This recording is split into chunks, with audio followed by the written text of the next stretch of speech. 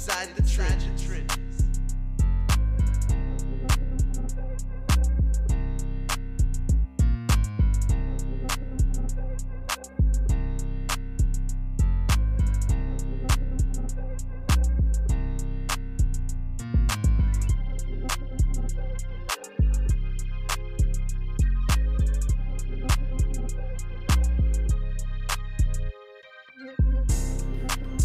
Inside the trenches.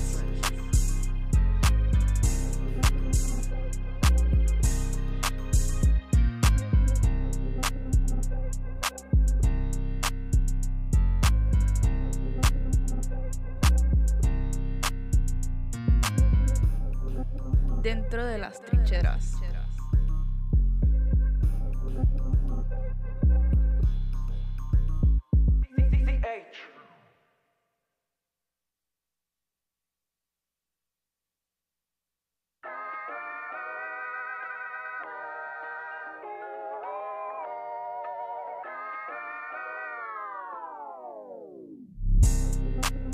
Inside the trenches.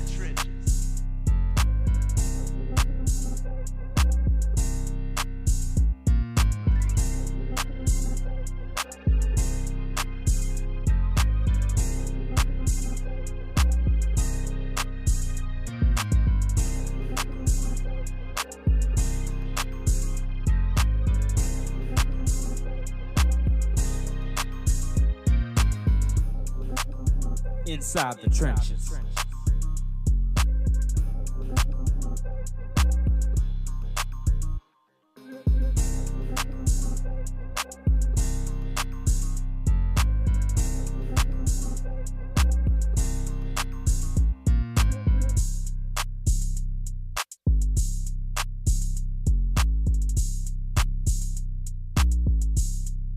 Dentro de las trincheras.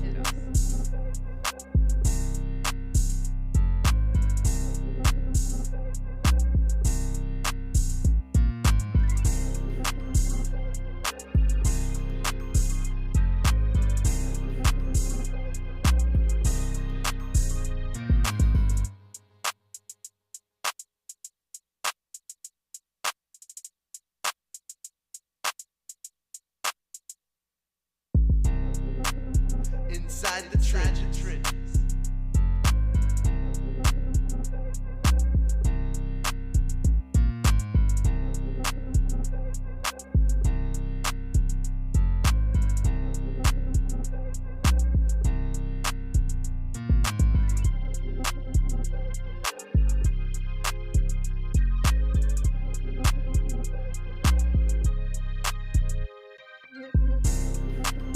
Inside the trenches.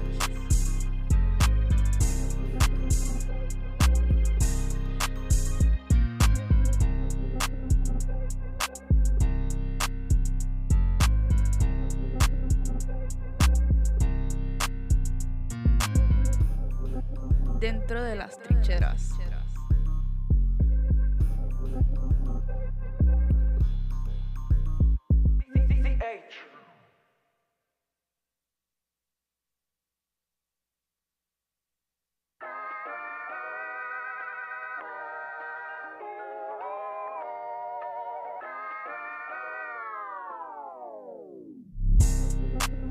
Inside the trenches.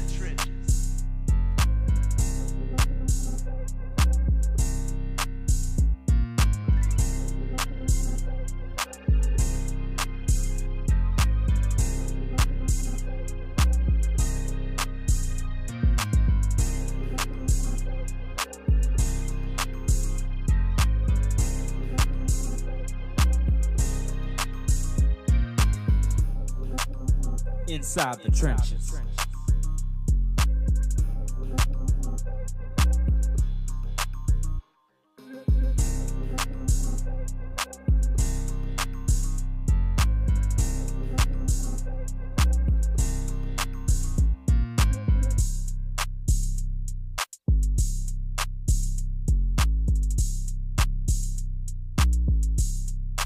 Dentro de las trincheras. Well, hello, somebody. Welcome back to another episode of Inside the Trenches. It's your host, Marlon, BIGFAV favorite, and that's right, baby. We're right back in the beautiful city of New Orleans, Louisiana, inside the trenches, right here at Loyola University, and off of St. Charles, baby, right here in uptown New Orleans.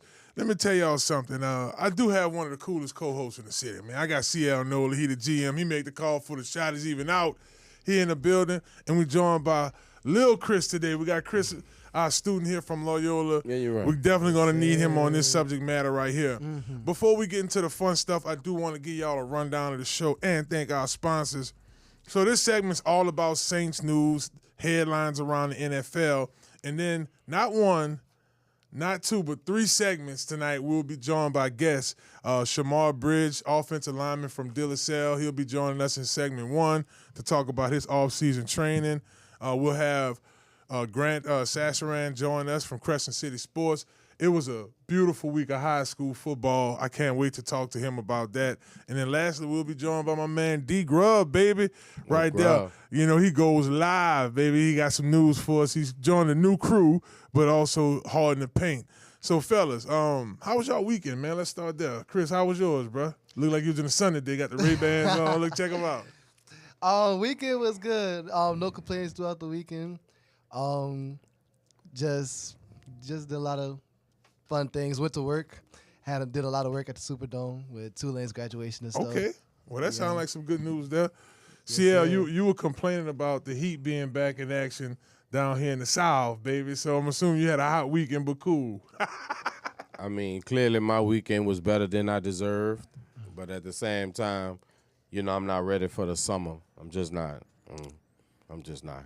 It gets like that. And look, speaking of summer and improving for the summer housing, that's important. You want to make sure everything's rolling right in your house. You don't want no cracks, that the heat sneak on through.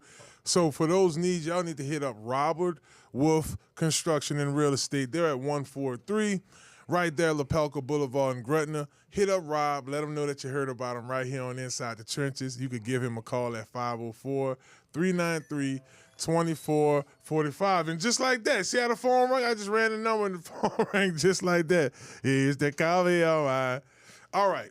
Saints news. Let's start with our beloved Saints first. And y'all feel free to hit up the ESPN Baton Rouge's 100.45 line right here on their YouTube. Comment. Feel free to comment below this first topic. I'm going to definitely want to get y'all's feedback. So Cam Newton, he was on 4th and 1, and he basically criticized the New Orleans Saints for not going after quarterback Aaron Rodgers. I do have my opinion on it, but Lil Chris, you are our guest host. We want to start with you. Your thoughts on that? Okay. I can somewhat see where Cam Newton is coming from, because Aaron Rodgers could bring a veteran presence to a locker room for those young quarterbacks, for those young guys, give them that veteran experience, give them that veteran seasoning. So I kind of understand where he's coming from with that, but who knows what the Saints office is doing? Who knows? Talk to me, CL. I like Cam. I respect Cam. I actually watch 4th and 1. It's very entertaining. But Absolutely. I think that's exactly what it is, entertainment. I don't think Cam realizes that we're going in the youth movement in New Orleans. Coach Moore has picked the quarterback that he has identified a quarterback that he feels can actually run the offense that he wants to run, and I believe that's the biggest secret in New Orleans. The actual, what does the offense in Coach Moore's eyes look like for the New Orleans Saints? I think everybody is chomping at the bit to figure out or find out what that is. So you have people like Cam Newton not really sure what's going on and just really speaking out the top of his head. CL's made a great point. I have to agree with him on a few things. I do have a couple of comments to make about Aaron Rodgers and just the Saints quarterback situation. I get where Cam was coming from. Absolutely. But if you look at the direction that Coach Moore has taken, it is from the fountain of youth. Right. I think you have a guy that will go after in my opinion, 7th to 8th ranked quarterback in this year's past draft and draft him. This is the highest draft of a quarterback that the Saints had since the early 70s. Absolutely. Like this Sure. was the highest pick. Arch Sure. Manning. Arch Manning. There you go. Look at the youngs. You Yeah. know a Oh, little yeah. something about the decades, studied. right? Yep. So I look at that, guys, and I also pay attention to you have to factor in what Coach Moore just came from in regards to being with the Eagles. They just won a Super Bowl. For sure. He see a formula that works. He knows that what they're trying to do, it wouldn't gonna work with Derek Carr. So even though, and I want to, stats are stats and facts are facts. It did look like Aaron Rodgers had a horrible year with the Jets last year. Past 2 years. But Aaron it's- Rodgers hasn't played good football in the past 2 to 3 years. Well, Factual. 23 he didn't have any stats because of the injury. Remember? Correct. So I can't give him no. So really? I can't say he played But, good. look, but to your point, right? Let's go to 2021 Right. and Yeah. 2022, and I'm an Aaron Rodgers fan. Right. But just looking at those years, he was 68% passing in 2021, 64% in 2022. He threw 12 interceptions, but he had a rating of 91. Last year, of course, a rating of nothing because he got hurt at the opener. Now, 23, I meant to say. Now, we do want to look at 2024. It wasn't horrible. It wasn't. It actually was better than his last year with the Packers. So he was Statistically. 3,800 yards, right at 3,900 yards. He threw for 28 touchdowns last season, 11 interceptions. So the numbers are there. I do think that But we talking it's a about team out Aaron. there. But we talking about Aaron Rodgers. We're talking about Hall of Fame Aaron Rodgers. So Correct. I appreciate those numbers. Trust me, if Rat-tat-tat would have gave us those numbers, we'd be busting backflips. But we're talking about Aaron Rodgers. We're talking about a guy that's going to come in and have a tremendous impact, not only just on the team, but on the culture of what you have coming in. And when he doesn't supply it on the field, but still has the effect off the field, I don't think that it's worth the money near the time. I 100% agree with that. Yeah, y'all right. I don't think Coach Kellen Moore is that desperate for a no, quarterback. no. He's not. Because you look at this room, I don't think this room gets enough credit. From the two guys, Tyler Shuck could very well come in here and be a suitable quarterback if it doesn't work out with Rattler. But I think we undermine because the little bit that we did see from Rattler, it was with a bad offensive line, in a system that was all over the place, and he showed us that he could be good in a few games. But to you guys' point, he had a year under his belt regardless. CL, a year is a year either way it goes. So the experience is there. Right. And let's look at it like this. What do you feel like? Because I understand we live in New Orleans and we have a lot of feelings about the New Orleans Saints. If we're gonna be 8-9, we're gonna waste that type of money on somebody like Aaron. Because when you speak Aaron Rodgers, you better speak numbers. Aaron Rodgers is not coming in here for league minimum. He's not coming even in here for $5 million.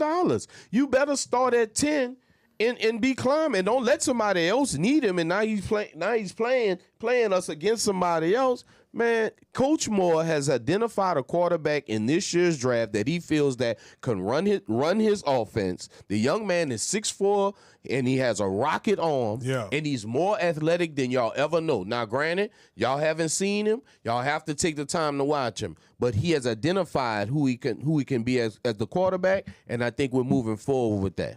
If y'all are just tuning in to Inside the Trenches, we're talking Saints, the quarterback room. Cam Newton just recently said on this show he criticized the Saints for not going after Aaron Rodgers, where on the other hand, here on this panel, we feel that the New Orleans Saints has a plan. His whole energy changed from the draft night, right? I mean, the draft night, he was all... Yeah, because we want what we want. We all want what we want. Right, yeah.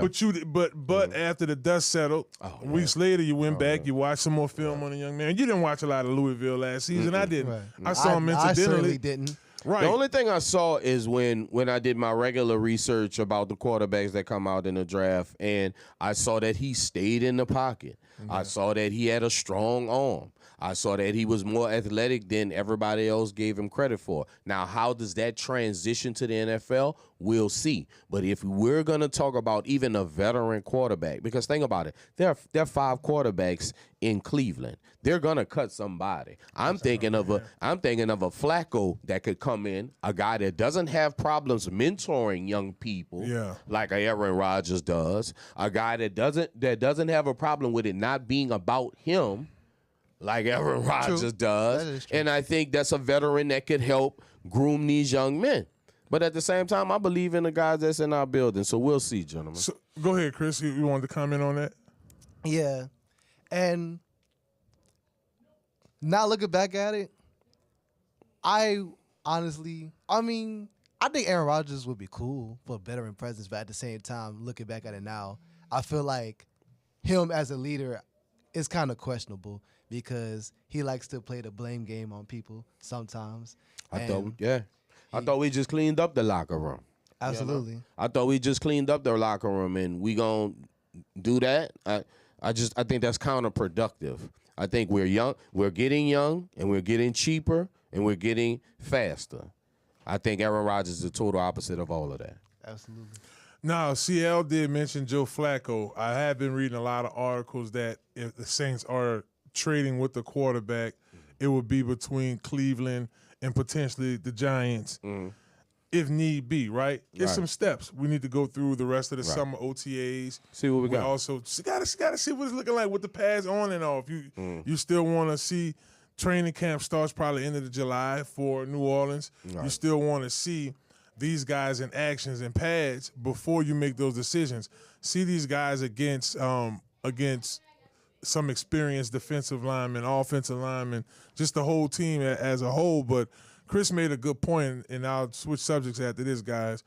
Chris said that Joe Flacco wouldn't be bad.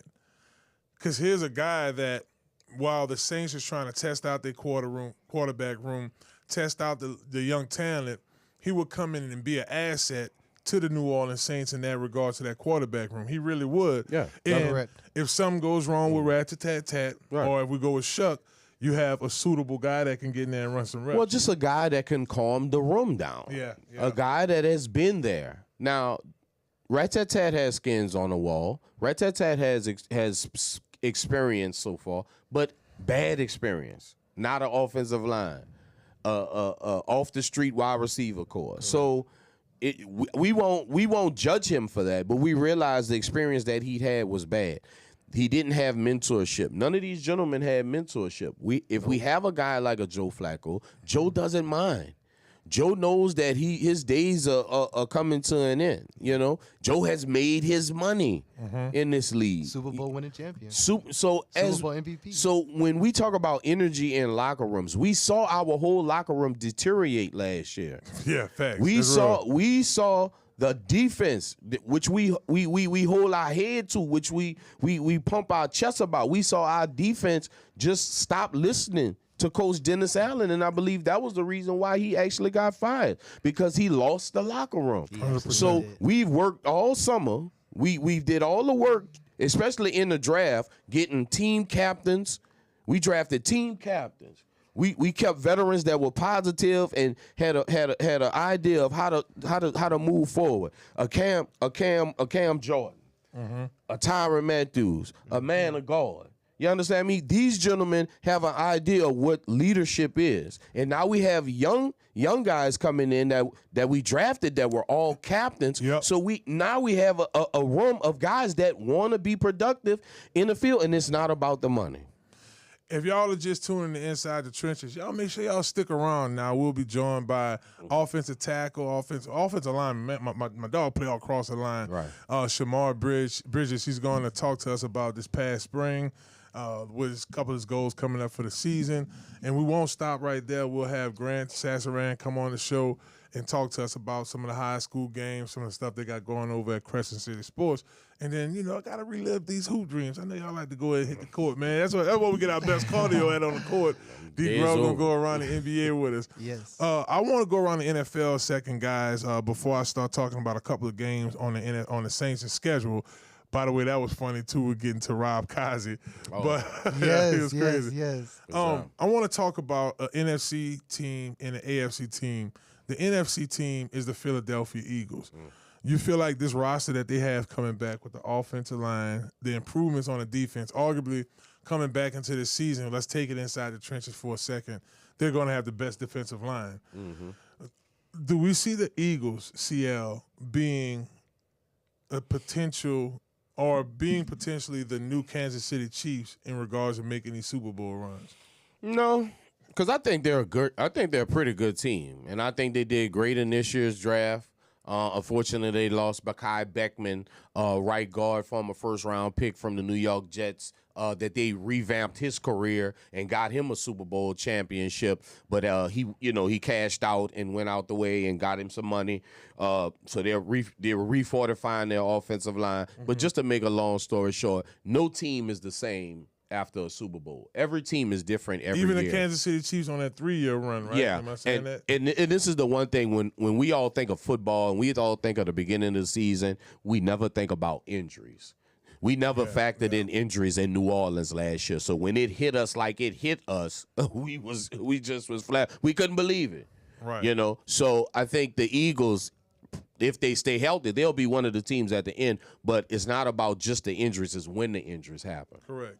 Chris, I don't know if you want to comment on this, but you want to mention something as well. Yes. Going back on the Saints topic, I just wanted to ask y'all who y'all think should be the starting quarterback for the Saints week 1 of this year against the Arizona Cardinals. I mean, if you ask me right in this moment, based off of not having a full look at Shuck with this team, I will go with Spencer Rattler just because I know where his ability could go and coach the right way. Well, I look at Rattler as a veteran. And not with a lot of skins, but a veteran knowing what's going to happen. He's not going to have the butterflies on Sunday, that first Sunday in September. So I would say rat-tat-tat, because think about it. If you start with the rookie and then he just bombs, then he may lose his confidence if we pull him for rat-tat-tat. If we start rat-tat-tat and let whatever happens, then we can either promote the rookie or just hold him in waiting while rat-tat-tat do his thing. And if they do go Joe Flacco, you'll have a suitable back that's not trying to be the man, not trying to be the starter, but if I have to get in there, it'll be some Fitz magic. Let's go over to the AFC for a second. Derrick Henry had signed an extension. They're going another 2 years with him. I don't have the numbers in front of me. Good move, bad move? I won't say it's a bad move. Some people just have that in them. Obviously this is the largest contract for a running back after 30 years old. But what has Derrick Henry done but constantly get better as it goes along? Even in football games, he gets better as the game goes on. So this is what they have identified. They're trying to keep that nucleus together in Baltimore because in reality they haven't won anything. Yeah, he's 31 years old. They do need – he's probably gotten them the closest they could get with that dominant running game. 31, if you keep up with your body, is relatively young. In my late 30s, I feel like I could take a snap or two. Hello, somebody. But in my mind. But it is $30 million, $15 million per year for the running back. I mean, I think he's definitely earned it because – in a league where the running back is like a dime a dozen guy, you have a handful of guys that stick out on Sundays. Right. But they rotate. If you're a hard-nosed running back, you can get out there. What's your boy? James Conner is one, but the young man Najee? But Najee got drafted. Right. Who this was with Denver? Lindsey. Oh, yeah. Off the street. 30, but he made some noise because that position. If you can make some noise in the moment, you good. We got about 5 more minutes in this segment. And remember, y'all stick around here on Inside the Trenches. We'll be joined by a couple of guests, starting with Shamar Bridges, offensive lineman. High school football is big here in New Orleans, the whole state really. And I love to get his perspective on going into their season. All right, so the Saints, week 1. Open up with the first 4 games are more challenging than people are giving credit. Opening up against Arizona, and they're coming here. San Francisco's coming here on a Brock Purdy contract, right? Boy, congratulations to him. But Shanahan wanted him. That's his guy. And the market for the quarter. That's what took the deal so long to go. You know, they had to get that going. Guaranteed 180. Yes, indeed. But week 1, Chris, against Arizona, Kyler Murray, you're going to have a healthy Marvin Harrison Jr. I thought they did exceptionally well in the draft. They drafted Big Nolan out of Ole Miss. Win or loss for the Saints week 1. At home now. Boy, he took the therapy deep breath. As of right now, I would probably go with a loss. I'm not gonna lie. I'm gonna go with, I know I'm a Saints fan. I love the Saints, but I'm gonna probably go with a loss. I just feel like Kyler with his legs, it might be a little bit too much for the defense. And Marvin Harrison Jr., I expect him to have a good game. Right. And the Saints are still figuring out their secondary. Absolutely. New head coach, new culture. It's We'll a see win what for you, happens. Seattle. I know it's a win just because it's going to be a win. Oh, don't speak for me, man. I wouldn't. I couldn't see the New Orleans Saints. I mean, anything can happen on a Sunday. Any given Sunday, it can happen. But you know, maybe until we get somebody like a Justin Tucker in here to battle for the field goal. You know, a 50-yard field goal. Until we get more stability in special teams and offensively. It's hard to decide. Yeah, that's that's a L for me. Until I see something I agree. that's going, because how we gonna attack them? You know, we supposedly revamped our offensive line, but will we really be able to run against San Francisco? Like you said, Nolan just went in the middle. Yeah, I mean, San Francisco. They still got Warner in the middle. They still got dude in the middle. You know, and then you got at Seattle, at Buffalo. These are two teams that improved. Now you go to the home game. You got New York, New England, Chicago. Before we get into the, we don't play a conference game.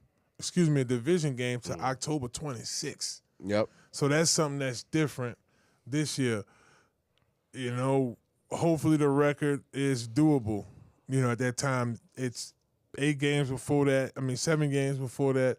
If the Saints, some kind of way, 4-3, I'm feeling good going into that game, but it's just so hard to decide. But I guess just looking at the schedules, I mentioned those teams, guys, as we wrap here. After Chicago, at Chicago, then we start to get into some division games. We play Tampa at home. We go to LA to play the Rams. That'll be a chance, but then we're at Carolina. Bye week. That bye week falls on a sweet spot because it's before you get into those November, December games, but it's a later bye week, CL. Well, like I tell you, it is, baby. We definitely not gonna lose the bye week, yeah. No such thing as losing a bye week. I promise you. You get some wins on a bye week. Guys get healthy. Go ahead, put your bets in now. I guarantee you, we don't lose bye week. But it's gonna be a daunting task because until we create an identity in New Orleans, people are gonna do everything against us that we have a problem with. Last year, we could not stop the run. They are going to run against us until we prove we can stop it. Until we couldn't score last year. They're going to run it up on us until we can show that we can score the football. I mean, that's just how it goes, y'all. And, from out of the bye week is Atlanta, Miami, Tampa. We go back-to-back divisional opponents with Carolina the next week. The New York Jets at home, the only game that they have us favored in. And it's by the only game. The only game out of all of them. That's the only one we're favored in. So you wouldn't, based off of the favorable polls, you wasn't off. By saying Arizona might potentially be a loss. Right now, it's 5.5 wins is the number. So a lot of people might go with the under, but I don't. And I'll say this, y'all, as we wrap. I don't really expect a lot from this team this year. I don't either. Will they might fool around and be over 500 when the season over. I mean, this is a good coach, but it's all set up with drafting a young, older quarterback, but the quarterback that early. So they have identified a guy that may have the keys to the Bentley, right? Or the Benz, should I say. Hello. Bro. They've made some improvements on the defensive side of the ball. They sold it up with Chase Young, and they drafted well on that side. I like the kid Shookman from Oklahoma. Love him. Oh, bro, straight dog. You saw his highlights. Oh, my God. So we got Another captain. Yeah, another captain. Well, y'all, feel free again. Comment below. What do you think about the Aaron Rodgers deal? I mean, clearly Cam Newton feel like we should have went after him. He is someone that could win you some games, but I do, to y'all's point, the team isn't there right now. We're not a quarterback away from a Super Bowl run, so that's when you start to entertain Aaron Rodgers. We get it, Cam. Yeah, we Cam get it. like to support older quarterbacks. I get he's an older quarterback. Next thing you know, you're going to tell us maybe he should be the quarterback. Hey, you saying that. See, it's working. It's working already. Look at it. Well, look, we want to thank Robert Wolfe Construction and Real Estate for sponsoring this segment. Remember, you can follow them or give them a call. They have a social media, but they say, look, if you're looking for the house elevations, some improvement to your home, give them a call at 504-393-2445 and let them know that you heard about them right here on Inside the Trenches. Look, y'all don't go nowhere. When we come back, we'll be joined by Shamar Bridges, offensive lineman, right there out of De La Salle High School, right down the street. Like literally, I said there, I mean down the street. He's getting ready for his senior season. Looking forward to hearing from him. It's Inside the Trenches, baby, on ESPN Baton Rouge. Y'all don't go nowhere. We'll be back.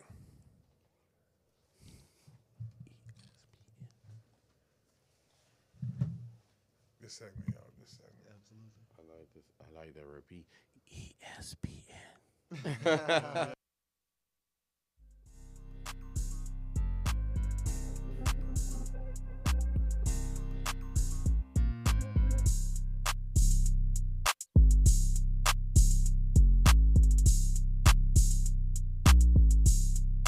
Dentro de las trincheras.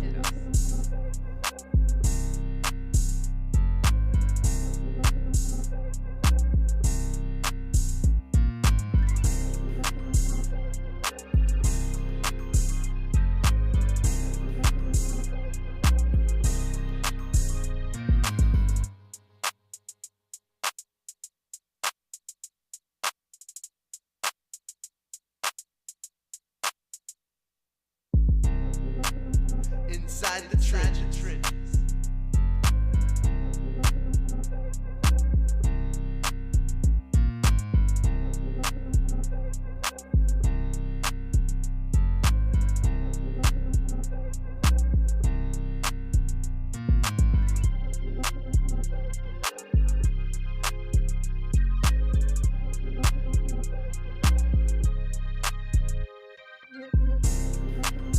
Inside the Trenches.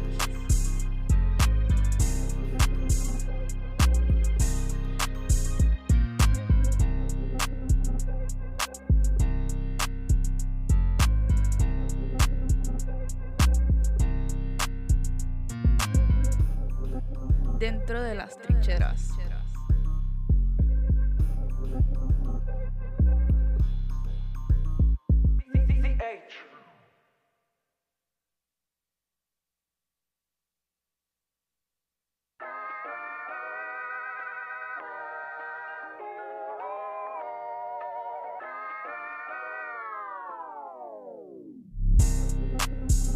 Inside the trenches.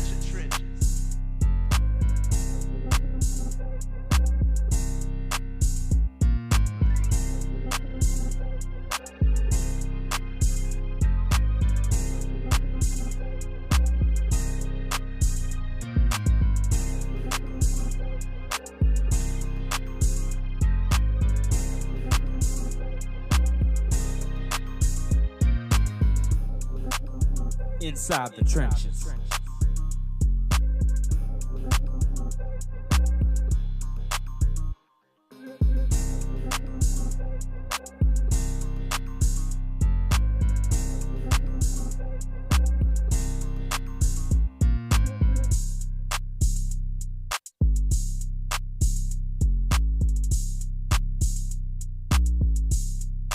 Dentro de las trincheras.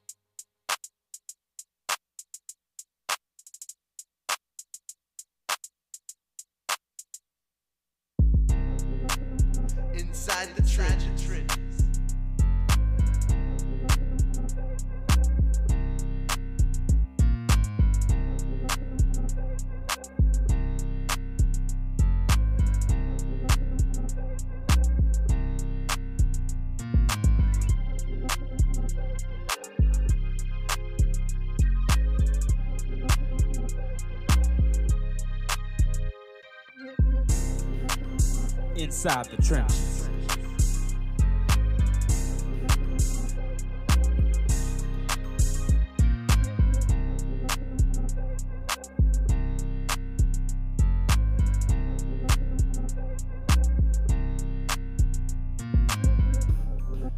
Dentro de las trincheras.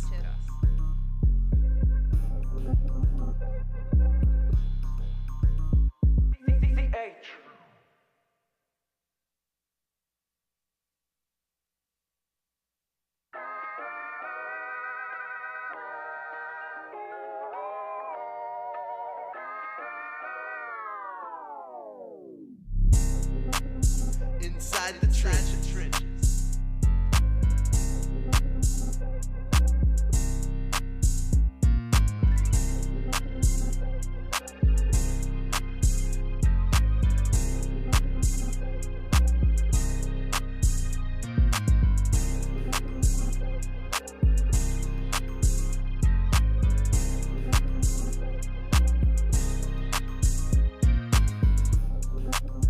Inside the trenches.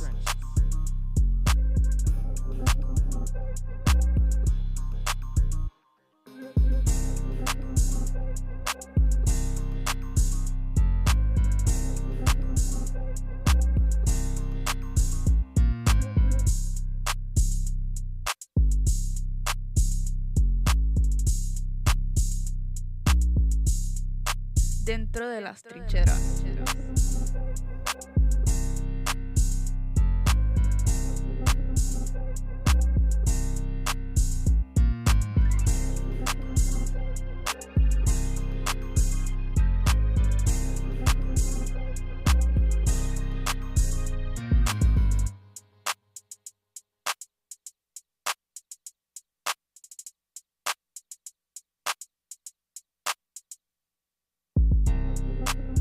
Inside the trenches.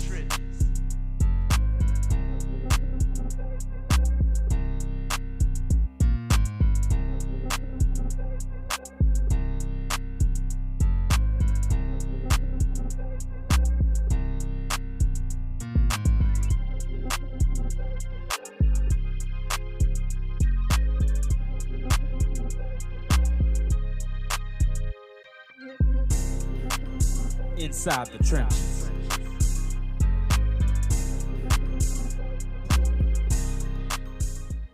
Well, hello, somebody. Welcome back to Inside the Trenches. It's your host, Marlon BIGFAV, favorite. Joining me right now, I have my co-host, CL NOLA, the GM. He knew it before it dropped, baby. You better check it out. Make sure y'all follow him at CL_NOLA, and y'all can follow me at BIGFAV504. One thing that we do love on this show is having our high school players come through. Oh, yeah. And this isn't our first time having a Conquer Sports player come through. And this time, man, I got the man. You know, we'll get them old linemen coming in here, bro. They the ones, brother. We're joined right now by Shamar Bridges, offensive lineman from De La Salle High School, class of 2026. Mar, what's good, baby? Nothing much was going on. Welcome, brother. Y'all make sure y'all follow him at love.mar5 on Instagram. I'll make sure I put that on the show for y'all. Love. They do the love now. Yeah, because he should not use Lil in none of his prefixes. Big dog, you heard me? So the offensive line don't get as much love all the time, bro. Right. Talk to our listeners how it is to play in the trenches, man. I mean, it's really not that bad, but it's bad at the same time. You got to think about the times you got to wear the knee braces. You got to think about it. Sometimes coaches have you jog all the way to the back of the end zone just for Indy. Then you got to jog all the way back to team. Right. You'll end up with scratches. Like I got about a few on my arm right now, but it kind of bad. I can't show you that one. But it's really just it's like a bonding experience. You got like 5 guys that you grow together with. You got a coach who show love to you. You got your offensive coordinator.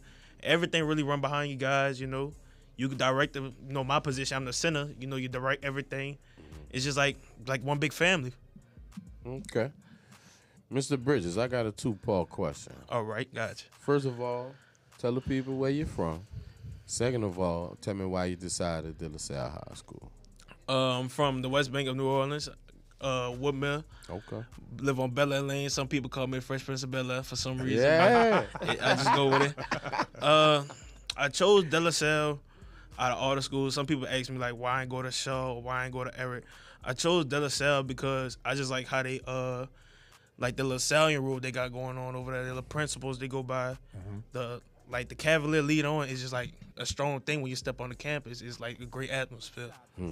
Sure. That's real. My oldest Kentrell Millette went there. Okay. And Punter, huh? Your punter, yeah, boy. I think you might have checked out a game or two. You know, a couple of times he had to hook you up. That's right. And it is a great environment. Coach Grams, his head coach over there, does an excellent job with the student athletes over there.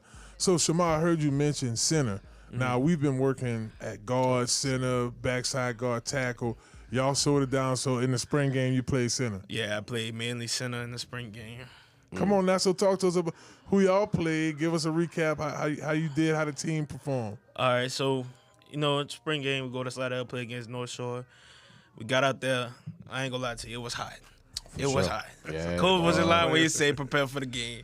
It was hot. We came out our first series, went down the field, touchdown off a run. Defense came out, got a big stop. I think it was a pick. Came back out. You could tell the offense was still trying to click. We was trying to run some new plays, get some of the people situated with us. Got a new quarterback coming in, but we got like experienced guys around him as an experienced running back, experienced O-line. But the game just kept going. We'll get a pick. We had some turnovers. Not gonna say we did perfect. We could have did a little bit better on pass protection. Run game was definitely there. But mainly we came out, did our thing, played our De La Salle ball, and balled out.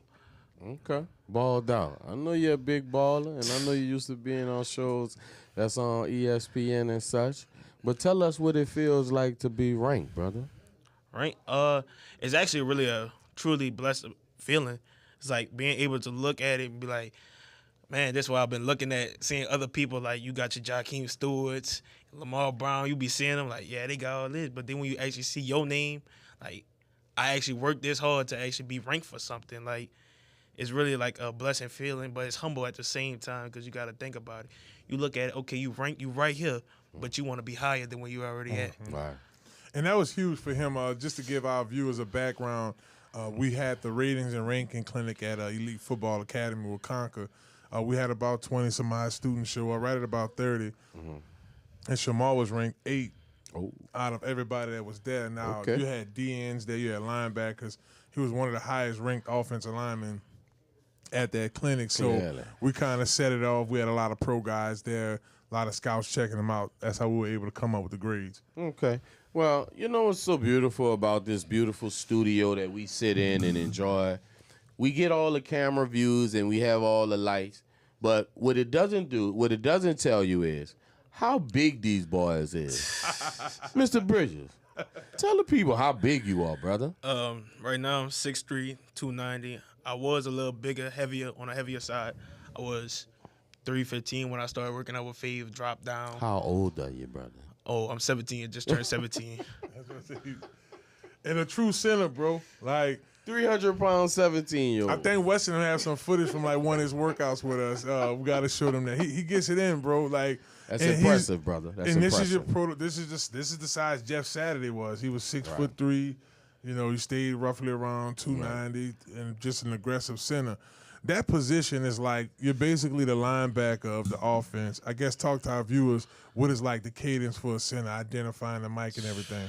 I like how you said the linebacker of the offense, but I really think about it as the quarterback of the offense. Okay. Because really, when you get down, you eye out what, like, front and end. Sometimes you'll get a stem. They'll switch to a fold. They'll go to a bell. Like, going off North Shore, there was a 3, like, for half the game.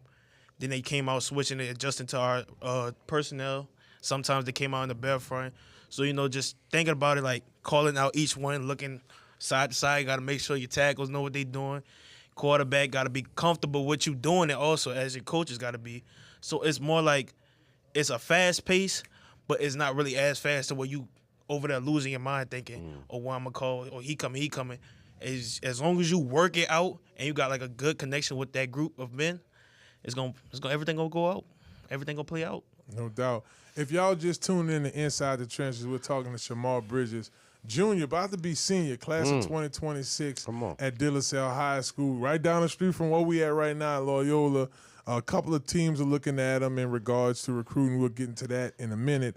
But I also want to take this time to thank our sponsor for this segment, Dr. Kendra. Come on, Thank Doc. you so much for getting your boy. I'm burning the body fat, baby. I'm still working, though. I'm a work in progress. CL, Thank you, Doc.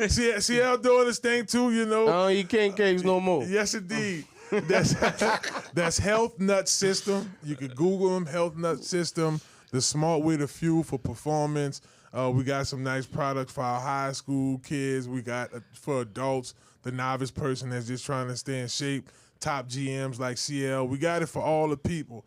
Make sure you explore more about their product. You could go to stillbody.org to find out some more information.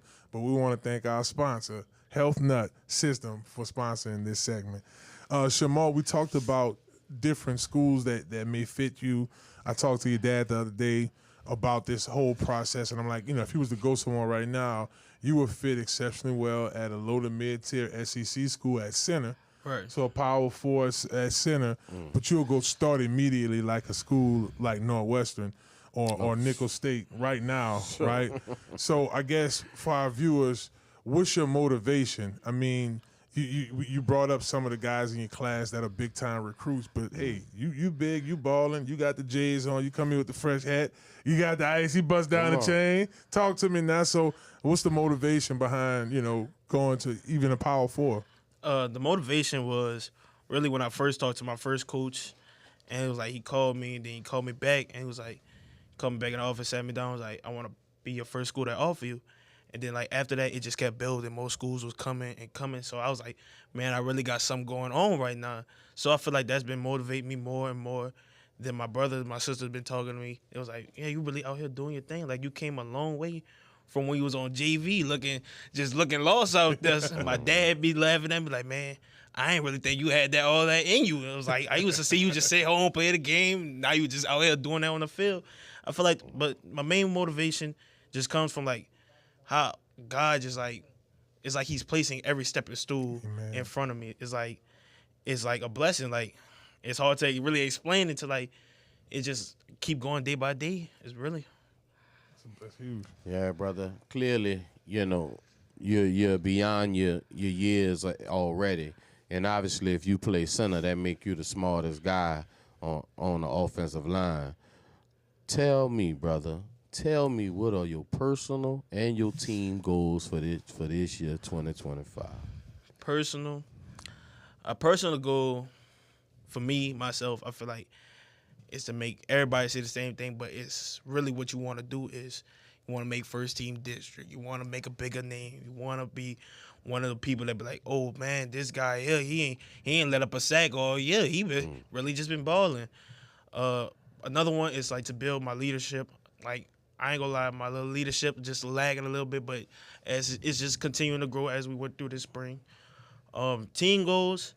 Everybody want to win that championship. Everybody want to go play in that dome.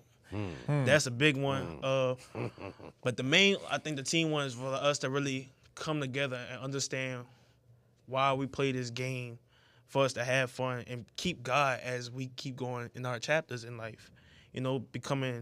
Develop each other as strong men, strong. You all high school freshmen. You go from freshman, you just playing around, get to your senior, you like, it's about to hit life about to hit you hard right now. Yeah. You about to go to college, or some people don't go to college. Some people go straight to work. Right. Got to think about but team goal is just for everybody to build their character, mainly win that championship, and mainly beat some teams that beat us. That got to be the motivation, right? You look at the type of team y'all tried to formulate the last few years, and now you got some guys like yourself. I see Seven look like he getting into the rotation of things, and a great coaching staff, the Coach Mike and all those guys back there. But when you start looking at I like what you're saying. The language is great, man. sure. Keep God first and hold on to that, brother, because even when you go to the next level, Right. You're gonna need him even you're more. gonna need them even more. So keep that Bible close, man. But you do have the mindset, like CL said. I've noticed that even when you first started training with us, very mature. Right. Sometimes you pull up to the sessions before me. on. You know what I'm saying? Very impressed. Very responsible. So your parents did an excellent job with you. But when you look at y'all's schedule this year, I'm looking at it. Y'all play Central, y'all play Holy Cross, then y'all get into some district games. There is Shaw. Any of these games, when you look forward to the season, man, I can't wait to play this team. Oh, most definitely. First team we actually said Central. I can't wait to get back at them. You know, first time I played them, I was my sophomore year. I was real nervous. I threw up before the game. For sure. Went we been there. Yeah, we all been there. went to Baton Rouge, seeing on an actual varsity field, knowing I'm about to start the game off. I'm like, they were just talking about how this team was going to this championship, but they lost. So they going out for blood. You know, winning that game actually like motivated me. The another team I'm really looking to get back is Shaw. Knowing I'm on the West Bank, knowing some of my partners that Some go of your there, friends. Yeah. they text me saying, "Man, what happened? I thought it was gonna be a game. You know, losing that game, it was kind of hard, but it was like it's part of the game. You lose some, you win some." Another team I'm looking to get back was St. Paul. I haven't beat them ever since my JV year. Wow. Like ever since junior high, we just come up short. It's always by 7 points though. So another team is Holy Cross. Just don't like them. Ooh. You got to like that local beef, man. It's good. It makes the sport that much better, huh, CL? I'm here for all of it. Oh, wait. Don't let me not forget one more team. Come on. Team right across the street from right across the street. Newman. Oh, y'all play them in the Jamboree. That's Okay. right. And we really actually been losing to them since, Arch. Since Arch, that's right. I remember I was at that game. I think that was Pawpaw's junior year. Yeah, PG senior year. That's PJ senior. Sure was. Lamarque was the quarterback that game. Yep. I remember that. Yeah. Wow. Then y'all hadn't won since then. Since before then. We didn't even win that one either. That's right. Y'all didn't. So basically since the what that was That Jamboree 2022 season. Yeah, 2022 season, and just knowing they right across the street, we pass them every time we go to tag normally. It's like, man, you really want to beat that team because that school right there is it's like even though it's not a rivalry, we make it our rivalry because we basically on the same street. So yeah, that's like another team I'm looking to play this year. That's tight. Well, obviously you're a talented offensive lineman. You've played several positions on the line. Two-part question again. Please forgive me, Mr. Bridges. It's good. What is your ideal position in your mind for you? What's the best fit on the offensive line? And what do you prefer, run or pass? Ooh, I feel like Come on. Good question. you know me, I really like going against the heavier guys. Like at tackle, it was like a guy we trained with, Josh. I can't stand the guys that go out to the wide nine, and then they about 200 pounds, 300 trying to kick back I just really don't like. But the heavier guys, I feel like is more aggressive, more physical. It's like because it's really just you and him in that dog fight. You got the box, and you can't go nowhere else. To answer your second question, I think I really got more into the run game a little bit more. Because at first, it was like the pass game because I used to like the little break we get. We used to be sitting there playing pity pat. But I think like going into now, since I'm a little bit more aggressive, I like the run game. That's tight. And that's going to take y'all to the next level. As y'all get more aggressive on that offensive line and realize it's won and lost, that's going to take y'all to the next level, brother. And then, the name of the show is Inside the Trenches. So that's where the game is won and lost. Right. And if y'all are still or just tuning in or still hanging around or just coming in at some point of the live feed, we're joined by Dillasell's offensive center. I said offensive lineman because, we had him everywhere, but they nailed it down to center. He's really good at it. Shamar Bridges, class of 2026. Shamar, I'm excited for y'all season. I'm excited for our continuing off-season program. We got to hit the levee a couple times. It's going to be hot. We have a lot of work to do. It's definitely this is going to be a hot. We got snow Oh, for sure. this past January. sure. It's about to be a hot summer. Oh, my If the goodness. snow came like that, it's about to be one of those hot Have summers. your hurricane preparation Preparation. together The P's get you every time. every time. Holla if you hear me. So, all right. So, offensive linemen in the NFL, Right. is it a handful of guys like, man, I really like these players, or this one particular guy I watch each week to try to, I guess, mold my game around? When I was just playing all over, I was really looking at Panay, Trent. Everybody look at Trent. Right. And Lane Johnson, he just is like the guys that been critiquing the game for so long. But, ever since I really just been stuck in that center position, I've been looking at Tyler Linderbaum when he was at college. You got Jason Kelsey, who just retired. Good tape to watch. And your boy Ryan Jensen for Tampa Bay. Okay. That's some good, man. That's some guys to watch. Well, you got a local guy named Eric McCoy that was week 2 of last year before he got hurt. PFF had him ranked the top offensive lineman in football. So you got a guy a little closer might be able to reach out to you and let them know. Let them know because they watch it too. Let them know Right. if you want to, Them dudes would love to mentor them. Exactly. That's Yeah. my whole point. I'm sorry I can't even get it out. Let them know that if they want to get their hands on the young center and tutor them, you ready and you willing. Most Straight up. definitely, most def. For sure. See, I know what we got for him before we let him go. Come on. And we like this is good for the offensive lineman because y'all response always funny, and this is even good for you because the family business, you do work at a cafe, Woodman Cafe to be exact. That's why I go get my you're gumbo right. at some time. What's that address? All right, 2030, 2030. Woodman Boulevard. Better Okay. believe it. The boardwalk, baby. Okay. Turning Woodman. That's what I'm telling y'all. The gumbo. Oh, it's off the chain. The yakimine off the chain. When I'm having one of my little cheat days, I gotta go get the wings, crisp to perfection. That's my little spot. I ain't gonna lie to you. Shouts out to them over Yeah, I there. can't speak about my Woodmill stories. That's back in the day. That's back in the G though.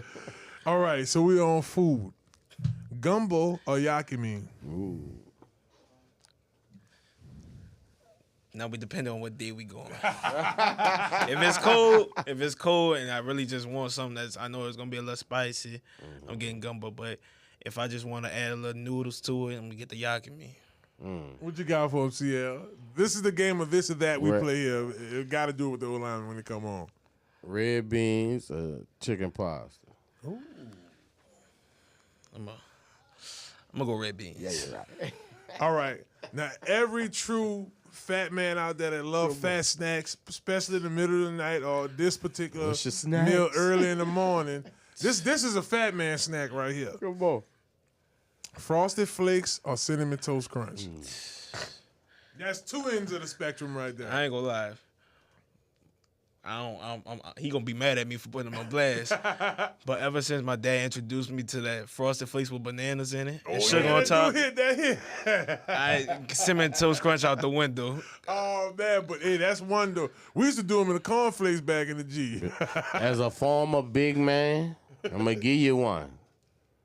Even if you use Frosted Flakes or Cinnamon Toast Crunch, use vanilla ice cream. Don't even use no milk. Eat it with vanilla ice cream. Now I'm so fat, bro. I ain't gonna lie to y'all. Hey, y'all don't judge me who watching this. I ain't gonna lie to you. I used to OD on that. I take that vanilla ice cream. I'm even rocking with the gelato lately. I mix a little bit of that cinnamon toast crunch in there, just a little bit of almond milk, or a little bit of that lactose milk. Mix that ball. Ooh, levels. I ain't lying to I ain't you. gonna never be able to try that. I eat the ice cream too quick. Yeah. Okay, all right. Ice cream See, be we on gone in that. one night. All right, Haagen-Dazs or Bluebell? I never had Haagen-Dazs, so I gotta go Bluebell. Bluebell, just that homemade vanilla. My wife not a big fan of it, but Well, you bro, you know- put that with anything. Yeah, Haagen-Dazs is more universal. Bluebell is obviously more southern, so we get it. So Breyers or Bluebell, right?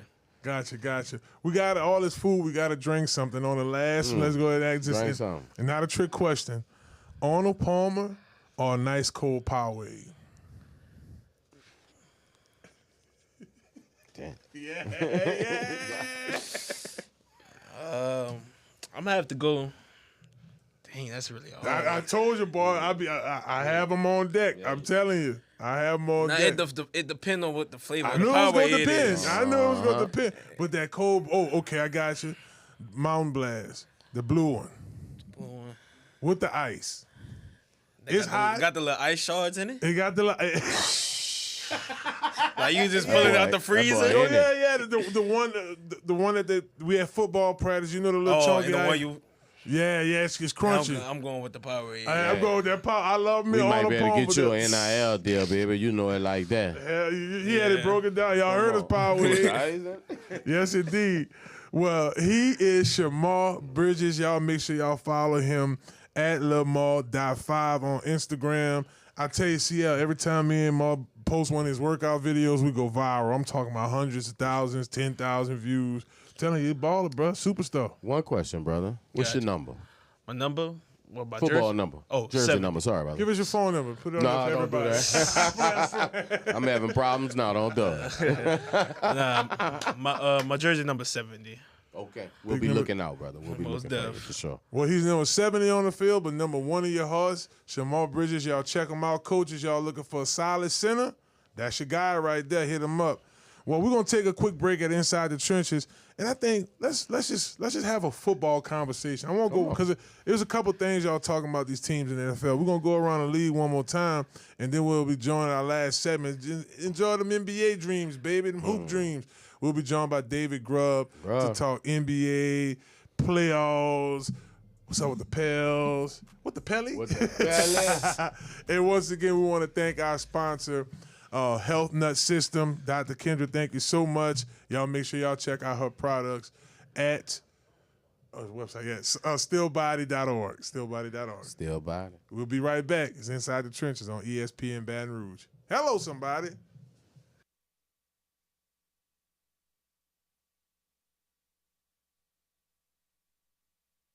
Hello, somebody. This is Robert Wolfe. If you are in need of construction or real estate services, project management services, give us a call at 504-393-2445. Well, hello. Like Rob just said, hit up Robert Wolfe Construction and Real Estate for your real estate and construction needs. And let them know you heard about them on Inside the Trenches with Marlon Favorite on ESPN New Orleans. Hello, somebody.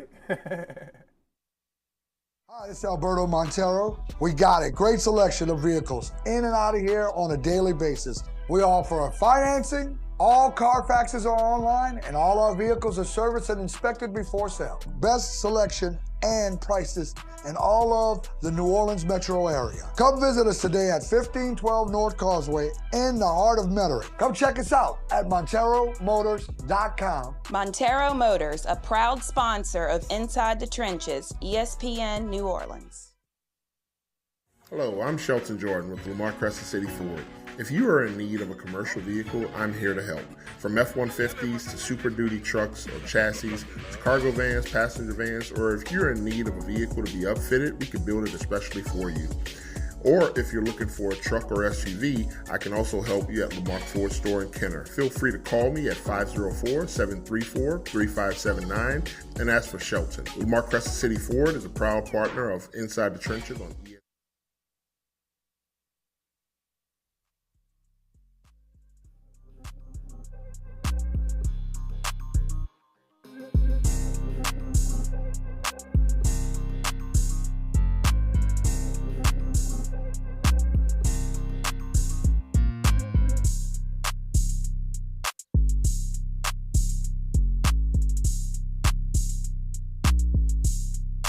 Dentro de las trincheras.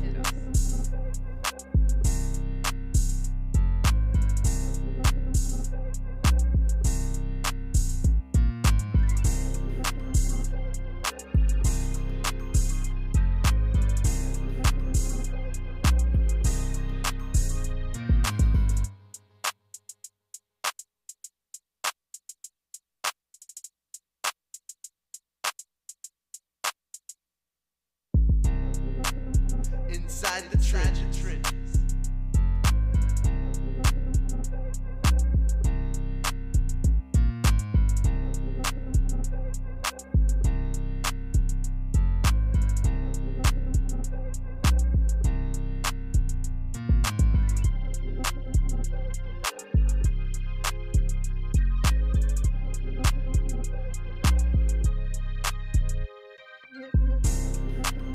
Inside the Trenches.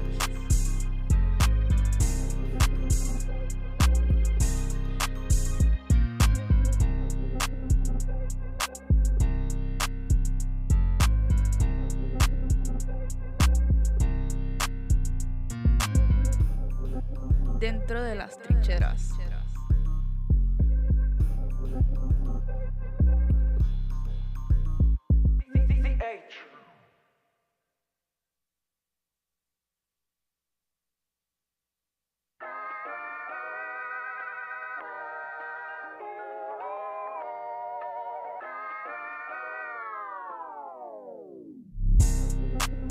Inside the trenches.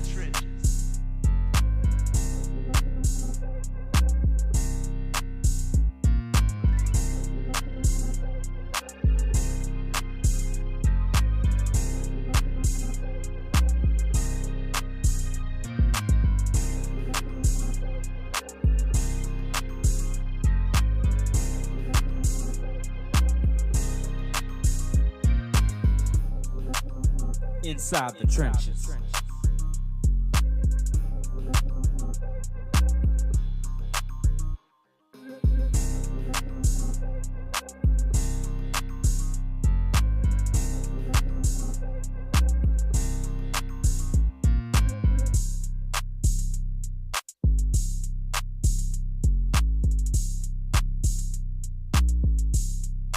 Dentro de las trincheras.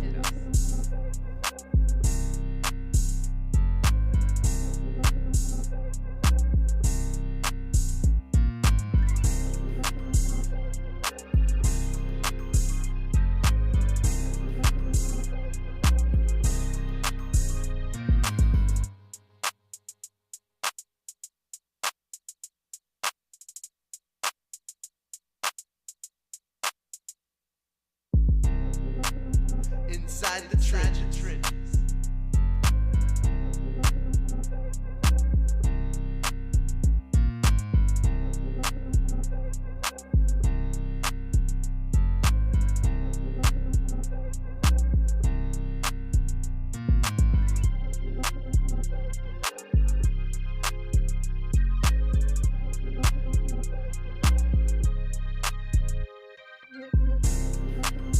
Inside the trenches.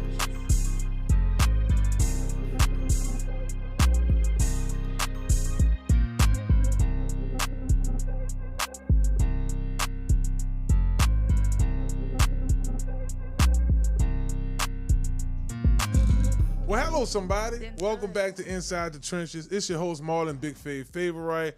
I got CL NOLA, the GM. Go ahead and ask him. He's going to let you know before the pick drop. And we're joined by our good friend, my brother, David Grubb of Hard in the Paint, but newly Boot Crew Media. Man, congrats on that, man. Big ups to Boot Crew. Thank you. So let's start there, man. You made the announcement last week or week before last that you joined the crew. Man, what that was like for you, and how's it been going so far? It was a surprise, you know. Certainly, I knew the guys, and we had talked just as colleagues and people who talk about the Pelicans and things like that. But you know, Justin Napoli and Ross Tevano, the two guys who founded Boot Crew, they came to me and they wanted to expand. They wanted to grow. You know, they've been a fan-run operation, and they wanted some journalistic chops in the mix. And you know, I've been doing this for a long time, and I think I'm better as part of a team. You know, it's great to have a team around you, people that support your vision and want to see you do well. And just to bring the journalistic flavor that I bring, the analytical side that I bring, I think it enhances what they do, and they bring me to a completely different audience than what you know I might have had before. So I think it's working out for both sides. The show is called The Post Up with David Grubb, and it's Mondays, Tuesdays, and Thursdays on Boot Crew. New episode out right now, so folks can check that out. But you know, I'm gonna do my thing, and when we talk about the Pelicans, I'm gonna get as serious as we can get about that team. So. Yeah, check it out. Well, you know, I'm grateful for the listeners in New Orleans, and I'm also even more grateful for the listeners in Baton Rouge. I'm very grateful to be here. Grubbs, for the people that don't know, tell them what Boot Crew is. Yeah, Boot Crew is a locally owned in New Orleans operated media group. They cover the Saints, they cover the Pelicans, they cover all Louisiana sports, LSU, Tulane, and really they're making that transition. You know, fan-driven content has been a big part of the sports media landscape, as we know. More and more voices in the arena, and they've done a great job of just connecting with that just that spirit of just that fan spirit. And I think that it's only inevitable for things like this. You got to grow. You know what I'm saying? You got to evolve. Right. If you stay stagnant, you get passed up. And so I think that there's going to be more expansion for them in the future. Studios are in the heart of the city down on Magazine. Nice. We can record in the city, and then just being that lifeblood of the fan experience, but also giving them real info and not just yelling into the void. You know what I'm saying? Folks spend a lot of time, and we got strong opinions, but if that's all you got, Right. what are we doing? If all we're doing is yelling out there and saying, I love this, I hate this, you don't really get anything from it other than getting something off your chest. And I think it's put something in your mind as well as get something off your chest. I couldn't agree with you more. It's and what I do appreciate, CL, about Boot Crew is it's up to date. Like, it's okay, this story dropped, the Saints draft pick come through. They posting the person, couple of highlights of them, and it's right now. So I can't appreciate that for us doing like podcasting and just sports talk. It's kind of cool to have that journalistic side to read and to be able to say, okay, this is what I'm going to talk about today type deal. And I'm still doing, the other stuff as well, still running the Bird Rights, still doing all the other stuff as well. But, it's I think the Pelicans thing is kind of becoming what I'm most known for now. Right. So, I still do my Tulane things as well and all that. But, yeah, this is good. It's a good partnership. Well, it definitely resonated with me when you said it feels good to work with a crew. Us being here at Loyola, and obviously you see the digs, is and I'm so grateful for our crew. And I would be lying to y'all if I told y'all I didn't watch the show. So I watched the show that you were on last time, Grubbs, and you were the one that convinced me that we can build around Zion. Tell us, what are the pieces that we need, brother? Well, I think that it's three parts that they really need right now. You need rim protection, number one. Last year, team shot 66% from the field within 6 feet of the bucket. That was the worst in the league, as bad as it gets, as bad as I've ever seen, really. I mean, if people are making 2 out of 3 buckets around your rim, you got a problem. The Pelicans just did not do a good job there. And as far as a big man, too, you need somebody who can finish on the pick and roll. Pelicans are one of the worst teams in the league in points per possession on the pick and roll. So you got to have that. On a perimeter, you need a point guard. DeJounte Murray is not going to be around for the bigger part of the next season, if at all, with covering from that Achilles injury. And quite frankly, you may have gotten the best out of DeJounte as you were going to get, at this stage with this injury. It's a hard injury to come back from. Are you ever going to have that explosiveness? Right. Are you ever going to be able to be the player you were? That's a question. So I think they need depth at the point guard position. I know folks love Jose Alvarado, but he's not the kind of point guard who can play 35-plus minutes a game. It just his body's going to break down. He's a 5'10", undersized second rounder. Right. Jose has done a fantastic job in that role, but we all got a role to play. You know what I'm saying? Like some people are best in smaller roles, and I think his impact is best in that 20 to 25-minute range. And I think the other thing is you're always looking for shooting. You know what I mean? Like this is the NBA. You need a lot of shooting. You have Trey Murphy, but outside of that, Jordan Hawkins has not been the shooter that you thought he was going to be. Antonio Reeves had moments last year and looked really good, but do you know yet if a second rounder is going to be that kind of consistent shooter for you? CJ McCollum, I think, is headed out the door. If not right now, then by the trade deadline, because he's in the last year of his contract. So you got to get shooting as well. And I think there are a lot of targets, both in this draft and in free agency, that the Pelicans can look at. I think year one for Joe Dumars is going to be about assessing these guys and figuring out what he's got. And I think by the trade deadline, you'll really know what the direction of this team is going to be. When you look at potential landing targets for free agents, I've seen a lot of draft boards or free agent boards bring up Kevin Durant. From the Suns, the Suns would get like C.J. McCollum and a pick, a couple of things. I mean, it's just this whole thing. We kind of talked about this earlier with the Aaron Rodgers deal with the Saints. Like, I do think both organizations need to go younger. And we talk about injuries. Durant, even though he's great, he's a Hall of Famer. He's going to be an NBA Hall of Famer, but that's a little too far of a push, you think? Yeah, I'm a person who believes in operating in reality. There you go. Hello, you know what I'm saying? Bro. And look, why would you go for Kevin Durant today? Right. 2 years ago when that was talked about, that made sense. Right. You know, like that made sense 2 years ago when you thought that you were building towards something, but now you've got all this uncertainty. You're not winning a championship this season coming up in the 25-26 season. The Pelicans are not winning the championship. Let's just be realistic about this. You know, you still got to get past the Oklahoma Cities, the Denvers, all these teams, the Clippers, the Timberwolves, all these teams in the West. There's a lot of teams to get past. The Rockets who are ascending, the Spurs that just added, gonna add the number 2 pick. So you got all these teams that you got to deal with, and you don't know what you have. Dallas has the first pick. So you don't know what this team is going to be. You know what I'm saying? So I think the first thing Joe Dumars has to do is you got to clear some money off this roster. You got to get some of this dead weight off the roster. And I don't say that for the people, but I'm saying just financially, you've got to get more flexible. You need younger talent, as you said. And I think the danger in this league right now, you see what over-investing in players over the age of 34, 35 does. You look at what happened to Dame Lillard in Milwaukee. The Bucks are going to owe him $60 million, and he's not going to play a game. Not going to play a game. Kevin Durant is owed a lot of money, and is he going to really? He couldn't get the Suns into the playoffs this year. So what are you trying to do? Do you want to have names on the marquee to say you got them, or are you trying to win basketball games? Yeah. Well, that's why we have you here, Brother Grubb, because you truly break it down. And, you know, we live in the future because New Orleans, we don't have much stability. There's a lot of unknowns in New Orleans. In your professional opinion, brother, do you think it's smart for us to use some of those draft picks that we got in the Drew Holiday deal to move up to get Ron Harper's son at number 2? Because clearly, dude going number 1.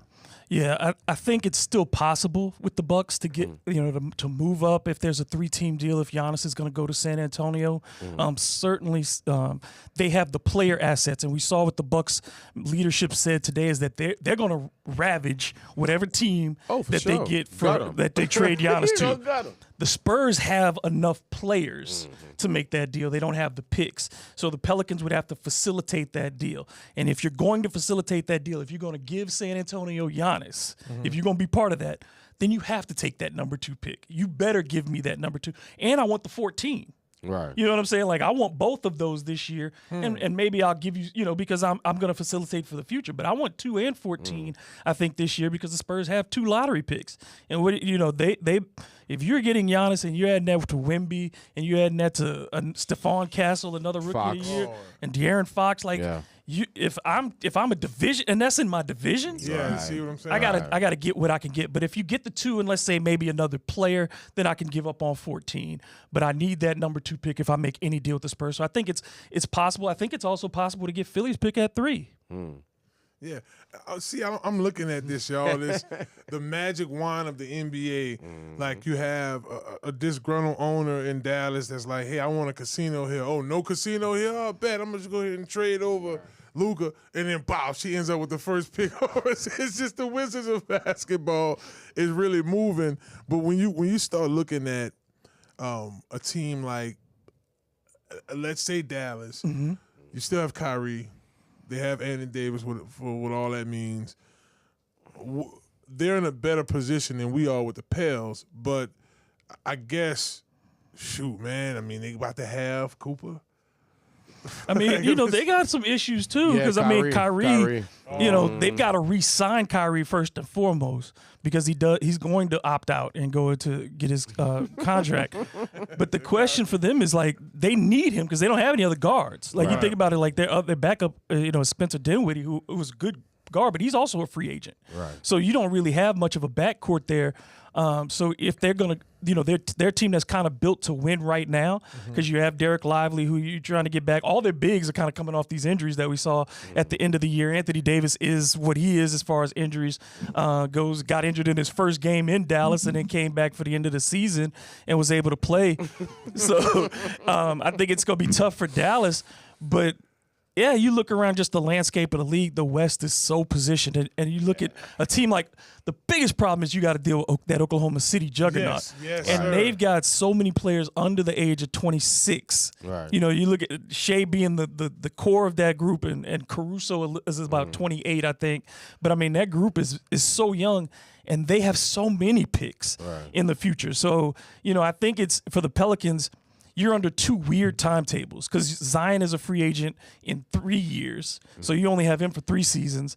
But you also have to look at the long term, and the Pelicans have to really build a winner in the next year and a half. Like that's where you've got to be, or else you're on a position where you've got to look at trading Zion Williamson and getting something back for him. Because I don't think if they're not winning in another season and a half, he's not going to want to stay. Like, I mean, at some point, 10 years of your career will have passed by, and he hasn't. If he hasn't played in a playoff series by then, that's a problem. like I mean, and how many years does a player like that? When you talk about Zion and being the athletic freak, a lot of them play. You're talking about 10, 12 years. Allen Iverson, 10, 12-year peak. You know what I'm saying? Like when you have that exceptional athleticism and a weird body, and an unusual prototype, you don't last forever. You don't play 17, 18 seasons. So I think you got to squeeze the best out of Zion while you have him, and that's in the near future. What this is, y'all, he came in 22. This will be year 7. This will be year 7. Wait, he got here in 2019, yeah. That was 19 we drafted Zion? Yeah. How the time has flown, brother. He hadn't had any playoff appearances. He hadn't played in one playoff game. Time fly, clip his wings. I didn't realize, and he's just been here for, it felt like a short stint, but he just hadn't had a major impact in the 7 years. Wow. I'd say this real quick. When you look at it, I think that Joe Dumars, a lot of people say trade him right now, and I don't think his value for trading him right now is best for the Pelicans. Right, because we'll never get And I understand folks who are frustrated. I get it. I understand why there are folks who are going to say, trade him and I'm done with this headache. I get that. But for the value of the business and the basketball, it makes most sense for Joe Dumars to see what he's got. If Zion comes back and he's looked like he's still in shape, right? We saw him at the lottery. We saw him with that picture with Akeem Olajuwon. He looks like he's kept his weight off in this offseason. So if you have a dedicated Zion Williamson who now feels a little bit more free and he comes back and he plays well. If the team is bad and he comes back and plays well, you can go ahead and trade him and start your rebuild. The value will be better. If it comes back and the team is good, then I know maybe I can go all in with Zion, find that other star, and try to make a push and make a championship run in that second year. And I think you make that decision informed.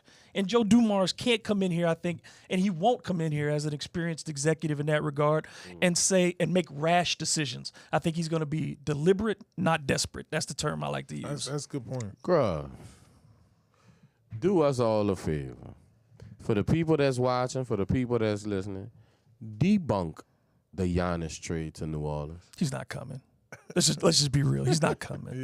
He's that not coming. Giannis has already said he wants to stay east, first and foremost. And then the second part is the only way you're getting Giannis is if you trade Zion and more, because the Bucks are not going to take on that risk. Right. You know what I'm saying? So if you get Giannis here and all you have is Giannis now. I mean, he won a championship, but you'll be in a situation like the Lakers and the Pels. Yeah, all you got is Zion. I mean, it's Giannis. Right. You won't have the players around him to be competitive. He can make a team better, but in the West, is Giannis alone enough to make you a winner? And I don't see that being the case. And you're getting him on, again, a player who's super athletic. What are you getting at Giannis at age 32, 33, 34? Does that athleticism start to diminish? And the big criticism of his game is that he's not an outside shooter. He's not, that kind of player. So as his physical skills diminish, do you want to be paying $60 to $70 million for that guy? Thank you, Crubbs. Don't call my phone no more, y'all. No Giannis. No Giannis. I mean, if you were about to win something. My phone. You know what happens? You think of a guy like Giannis. He won a championship. He's a big-time player. They're going to chump at the bit for him, but it's just not the right situation. You lose too much. All right, let's go around the NBA for a second. If y'all are just tuning in to Inside the Trenches, we're joined by David Grubb, Hard in the Paint, the Bird Rights, and Newly with the Boot Crew. And hey, man, he's always here on Inside the Trenches. We're glad to have him here. Thank you, brother. When you start looking at players who have really taken over this NBA playoffs, early MVPs for the playoffs, you can't look at this series of Eastern and Western games and can't give Jalen Brunson his props. I mean, the way he's playing right now for New York, CL, we legit in here recording shows, and he got the tablet over there watching. Come on, Brunson. Come on, let's get it. New York coming back. You like the New York Knicks back in the day. You used to like the Allen Houstons of the world and all that. What's that with Bronson, man? He balling his tail off, huh? I mean, who could have seen this? You know what I mean? From the Mavericks, he was good with the Mavericks. Good. He's great now. And I think he's the closest thing that we've had to Isaiah Thomas in the league. You know, because Zeke is the last 6'1", 6'2" guard to lead a team to a championship. It might be, you know, like just such an anomaly, but the team takes on his personality, right? As Brunson goes, so go the Knicks. And, yeah, they have, you know, Josh Hart playing phenomenal, Cat giving you 20 points and 10 rebounds every night. But if Brunson doesn't do what he does, they're not in the position that they are. I mean, he's led the NBA in playoff scoring over the last 3 seasons, 30 points a game. That's just crazy. You know what I'm saying? Those are Shaq, Kobe numbers when you're talking about. That's Jordan numbers when you talk about 30 points per game. And I don't care what era you're in, if you're putting up that every night, that's just phenomenal. I think this is going to be an incredible series with the Pacers because you talk about matchups, you know, styles make fights, right? That's what we always say, styles make fights. The Pacers are going to run no matter what. They're going to run off makes. They're going to run off misses. You want outside shooting, Turner and Cat, that's very similar players, right? Karl-Anthony Towns and Miles Turner going to be very similar. You talking about Tyrese Halliburton, the best distributor maybe in the league and one of the better clutch players, and Brunson having to deal with each other game in and game out. The Pacers have all the perimeter defenders you want, and Nembhard and all these guys that can do the job there. So, I think it's just, you know, it's going to be a fantastic series. But, yeah, I think so far the best, most consistent player in this postseason has been Jalen Brunson by far. That's Yeah, you're right, brother. fun basketball to watch. Well, it's good to hear that you were a Knickerbocker, as I was a Knickerbocker Detroit Piston, man. Before we both now turned. I'm a Piston, yeah. Oh, okay. Well, Hey, look. Knicks versus Pacers, I always got to root Knicks, man. Well, that's just we how it all is. love those old Knicks teams, and Those are my obviously guys. we were all something else before we became Pelicans. Right. So I respect that wholeheartedly. But I just got one simple question for you: Bronson or Melo? Melo. Thank you. Melo. Thank you. All right. Melo. Well, Melo Look, for the height, Melo for I don't. Melo. Look, if Brunson leads the Knicks to the championship, fine. Great. Fine? Great. But I saw Oh, for sure. Bernard King. I saw Melo. I saw Ewing. So did I. And I just can't. Look, best and favorite are two very different questions, right? And you can't take away the feeling that I had when I watched Melo play. Like, they didn't put a team around him. But you talking about, I think to this day, Melo's the most complete scorer of his era. Okay. Complete scorer. Now, he's in the era with LeBron. A couple LeBron D-Wade. Go look at some of those Knicks Heat games. Yeah. Go look at those games, and Melo was torching LeBron. He's towards LeBron their whole career. Melo would actually ask LeBron, "What do you want? How you want me want to it? run past How you? you want me me to to serve you shoot, this? shoot it in your face? Come on, You want the man. jab for step and sure. you want this jumper? You For want sure. 2 dribbles and I'm at the rim? You want the It's three? not What a do you want? surprise Now, that- y'all are what, 2003, 4, 5, 6, like early on in their career? Or No, like I'm talking late about on? prime No, Melo prime. when he got to Since the day Knicks. one. Since There was a day one. year. There was the Knicks beat the Heat 3 out of 4 times one year, and Melo was just serving it. However the Knicks wanted. Now, it. I mean, this is however the Heat team wanted it. against, this is the Miami team that had LeBron, Yeah, D-Wade and Chris Bosh. He was just giving it to him on a regular. Games, yeah. Even when Melo was in Denver, obviously that was a big matchup when LeBron would come into town. Melo would wet LeBron all the time, and it's not a surprise that Melo is in the Hall of Fame now. Like, I mean, just Not a surprise. You talking about Now, like today. ask anybody how hard it is to guard Melo. You see them dudes. Every one of them will tell you they didn't want to guard Melo because he'll beat you up physically. He's big. He's got the quick size. enough to get by you, and that jumper is as beautiful as it gets, man. That jumper was pure, and it's just favorite. I mean, you can't deny they're gonna put Brunson's jersey in the rafters. It's gonna happen. Yeah, that 11's gonna be hanging up yeah. there, and no disrespect to him at all. But if you ask me, I'm taking the 6'7", 6'8" dude over the 6'1" dude every day. And that's what I wanted to tell y'all. Melo is Melo is Magic Johnson size with a jumper. And speed, a little more. Magic was kind of fast for that time. I mean, but yeah, he wasn't but that fast. Melo is Melo, bro. I just Yeah. Oh, no, Melo did 1 year at Syracuse. They played in the national championship. Right here in New Orleans. Won it. Yeah. That was in 2003, 2002. 2003. That was the Around 3 that time. Yeah, Melo, and rightfully so, he in the Hall of Fame. He balled out. I'm sure Grubbs was there, but I was actually courtside when the little boy ran on the court and hugged Melo. I was right there. Come on, man. I could have tripped his leg, but I did. The police. And one of my I know favorite Grubbs things, was there. one of my favorite things is like when Melo came back with the Blazers. Remember, he had been out of the league, and Yeah. one of his first games was in New Orleans, and it was just getting to interview him after the game and stuff, and just be in his presence. It was just like, I think that's when you do this job, and you've been in the same position. Right. When you get to interview the greats, and I'm wearing one of them on my shirt today, Ricky Sure Jackson. is. Come on. Who, if you ask me again, like if you ask me who the greatest Saints player of all the time, I'm gonna say Ricky Jackson every day and twice on Sunday. Straight up. That's my guy. Twice. You know what I'm saying? That's my guy. You ain't gonna tell me nothing about Ricky Jackson. I saw him play. You know what I'm saying? There was So did I. if you ask me who, in the 80s, there was only one linebacker that was better than Ricky Jackson, and that's Lawrence Taylor. And nobody compares That's to real Lawrence talk. Taylor. Not But one. if you talk about complete linebacker in that decade, it's Ricky Jackson, not Andre Tippett, not Carl Banks, not nobody. Tuggle. It's Ricky Jackson. Ricky did after what, him. 83 to like 95? Ricky 81. 81. 81. He played 16 years, man. He retired. He was 30. How many Pro Bowls, girl? 5 Pro Bowls, 5 All Pro teams. Like Charles Haley. 5 All Pros. Write that down somewhere. And he finished top 5 5 All-Pros. in Defensive Player of the Year one time. Yeah, I mean, I was a super young in his prime, like 3-4 years old, but I remember Dome Patrol. Yes, that Dome Patrol. And he was there first. Yeah. You know what I'm saying? Everybody else came in after. He set the tone. And just the toughness, homegrown. You know what I'm saying? I think you always give an edge to me, to somebody that you developed and stayed and did what he did. 5 double-digit sack seasons. He was the all-time leader when he retired in fumble recoveries. You know what I'm saying? Just a complete line. When you talk about complete pass rusher, tackle, between the tackles in the running game, covering receivers, whatever you need, Ricky could give it to you. It's funny you bringing up older Saints players. I was listening to Eric Asher on the way over here, and he was talking about, so we drafted Arch in 71, but we traded him in 83. I remember that. So I wasn't born then.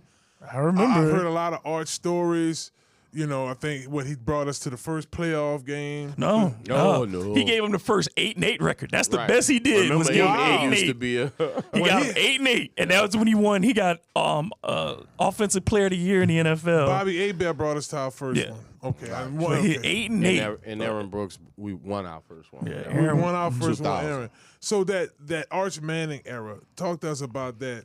Like, I saw the end of it. We moved here in 79. My dad had season tickets from 80 to 87 at the time.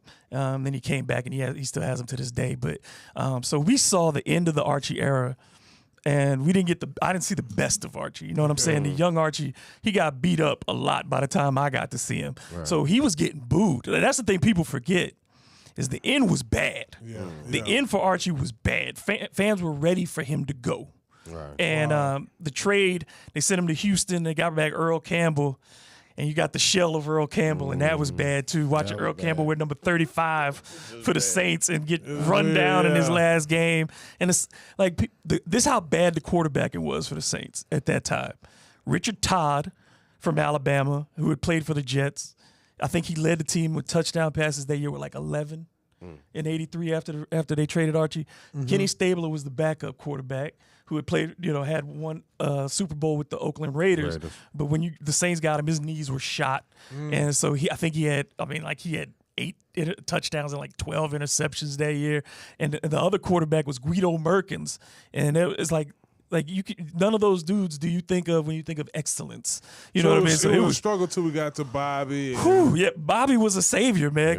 He came off that USFL stint, and he had won a championship in the USFL with the Michigan Panthers. Him and Anthony Carter. Remember Anthony Carter for the Vikings?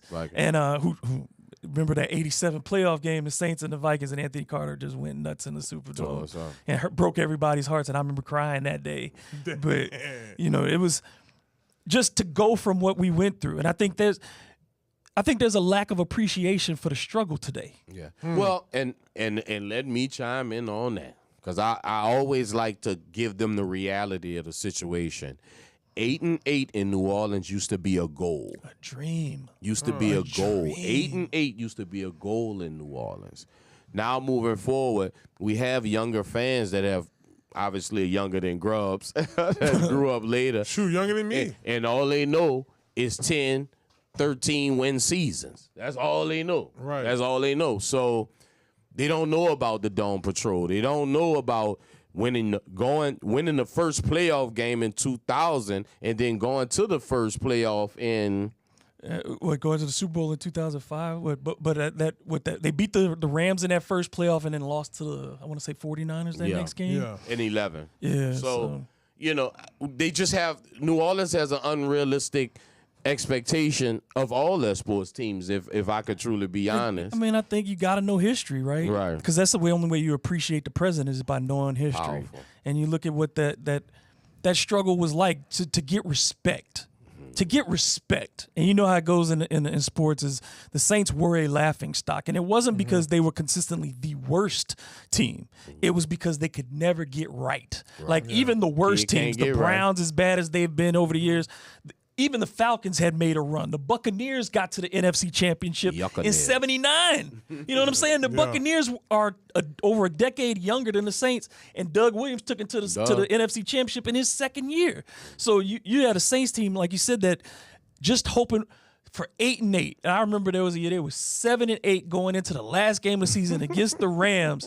And if they won that game, they would have made the playoffs at 8-8. And they would have gotten a wild card.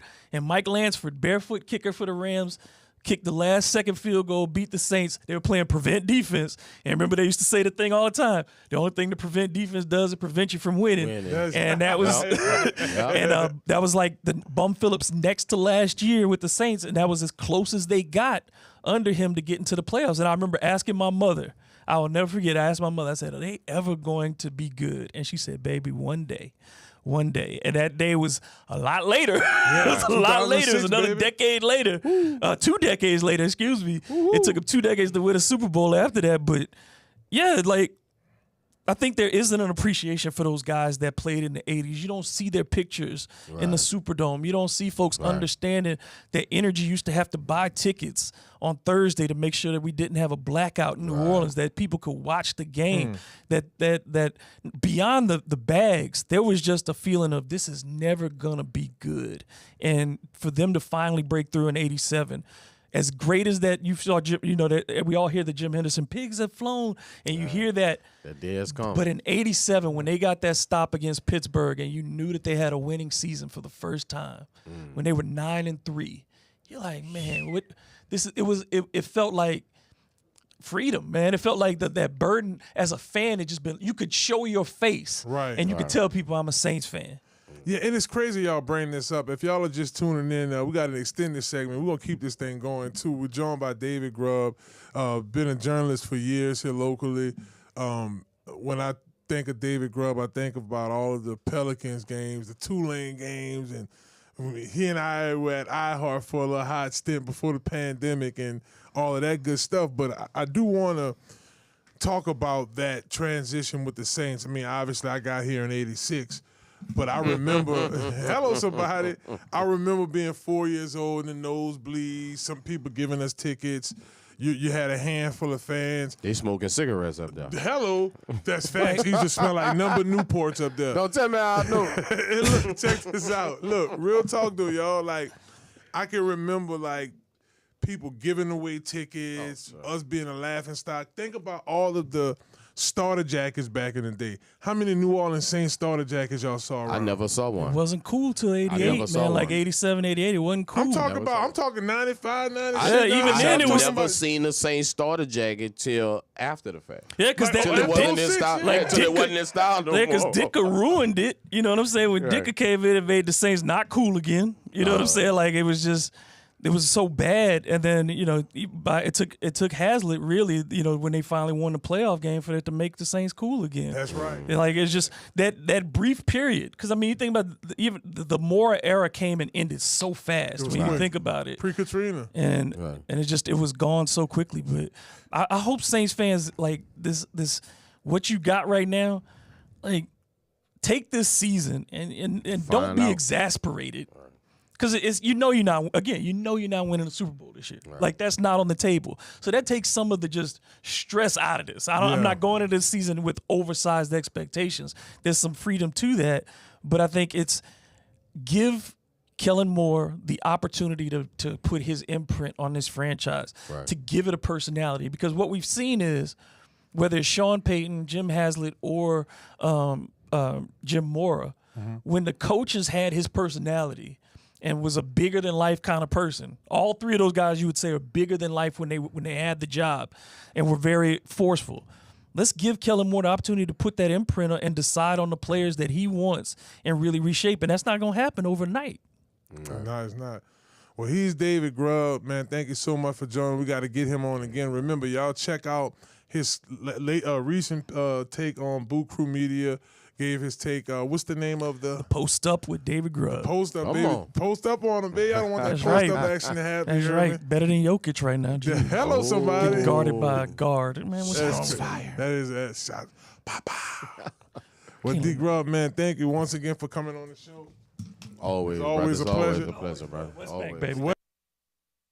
Yes, Let 'em know. indeed, y'all, and the Cowboys. I see y'all in here. Well, look, y'all, we're going to take a quick break, and we'll be back to wrap this thing up, man. This has been a great show. We want to take this time to thank Conquer Sports Pros, baby, for all that they do for this. Look, I got the Conquer shirt on right here. Shouts out to Conquer Sports for all that they do for the show. We want to keep those things going. And look, I do have something for y'all. I have been talking to a lot of construction workers lately, even folks who are looking for utility utility vehicles, because you have hot shots and stuff like that. Y'all have to hit my man Shelton Jordan up over there at Lamarque Crescent City Ford, right there in Harahan, Louisiana. Give him a call. Let him know that you heard about him right here on Inside the Trenches. You can hit him up at 504-734-3579. Again, that number is 504-734-3579, Lamarque Ford, Crescent City. Let them know that you heard about them right here on Inside the Trenches. Well, we're going to take a quick break, and me and CL going to go around the NFL, baby, talk a little bit of football, OTAs. It's Inside the Trenches right here on ESPN Baton Rouge. Hello.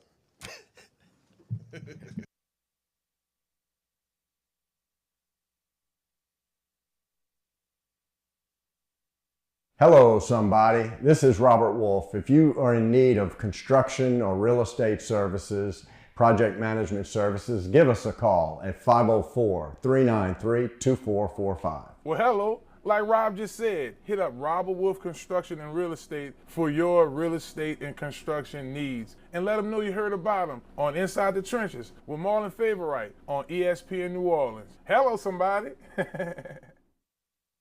Hi, it's Alberto Montero. We got a great selection of vehicles in and out of here on a daily basis. We offer financing. All Carfaxes are online, and all our vehicles are serviced and inspected before sale. Best selection and prices in all of the New Orleans metro area. Come visit us today at 1512 North Causeway in the heart of Metairie. Come check us out at MonteroMotors.com. Montero Motors, a proud sponsor of Inside the Trenches, ESPN New Orleans. Hello, I'm Shelton Jordan with Lamar Crescent City Ford. If you are in need of a commercial vehicle, I'm here to help. From F-150s to Super Duty trucks or chassis to cargo vans, passenger vans, or if you're in need of a vehicle to be upfitted, we can build it especially for you. Or if you're looking for a truck or SUV, I can also help you at Lamarque Ford Store in Kenner. Feel free to call me at 504-734-3579 and ask for Shelton. Lamarque Crescent City Ford is a proud partner of Inside the Trenches on ESPN.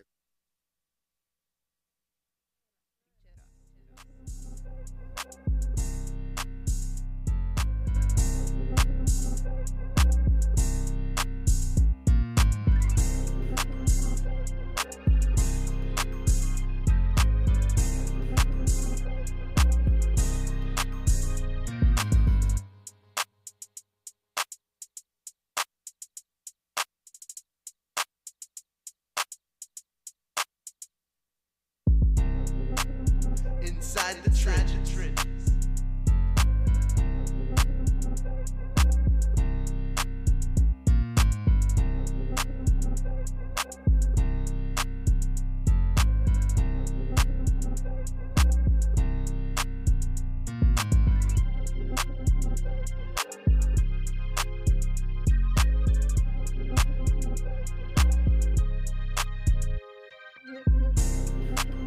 Inside the trenches.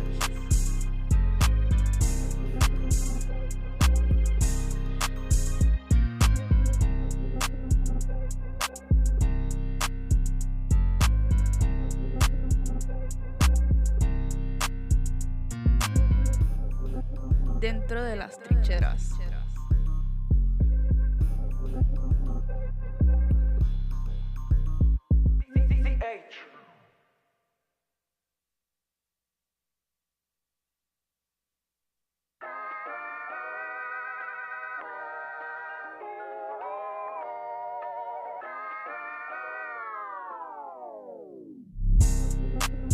Inside the trenches.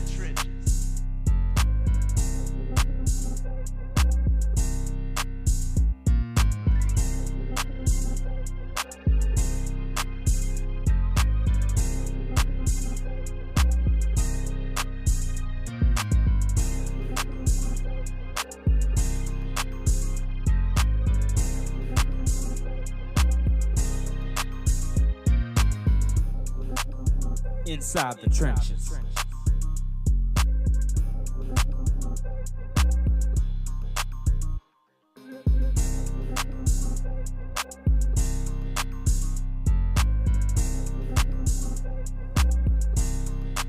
Well, welcome back. I hope we're making y'all Monday night that much brighter. It's Inside the Trenches. She hosts Marlon BIGFAV Favorite. I'm joined back by Lil Cecil, La C, Lug, L-A-H, you know what I'm saying? All right. Lil Chris, and CL NOLA. Made a mistake, called him Chris like 4 times last week because we had a new Chris on board and never called him Chris. But we decided to come back to y'all and go around the league, right? And I think Chris is going to like the first guy I mentioned. Well, CL, see I just did it, is going to like the first guy I mentioned. And this is really the call he want New Orleans to make.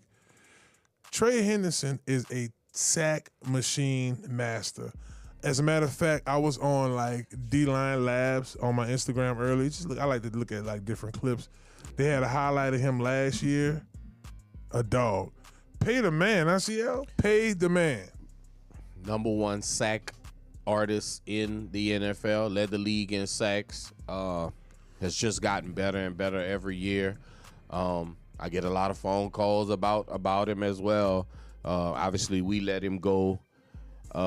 Cincinnati seems to be playing the same game with him.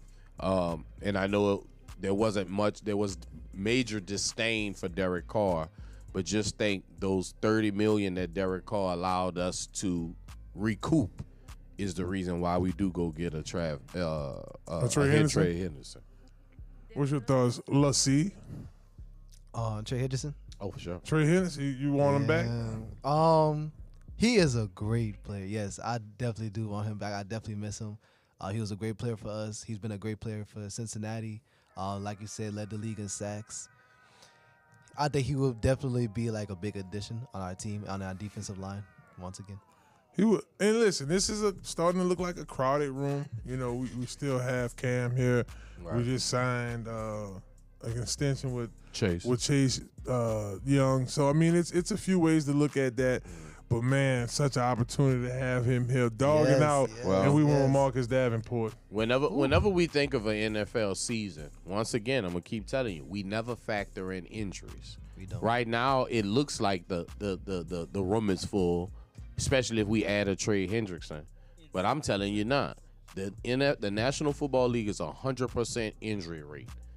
You need to get as much talent on the team as possible. Now, I do respect if we decide to hold that money for next year and making some moves next year, well, we would free up some other guys that's aging on the team and using it for a bigger guy to bring in.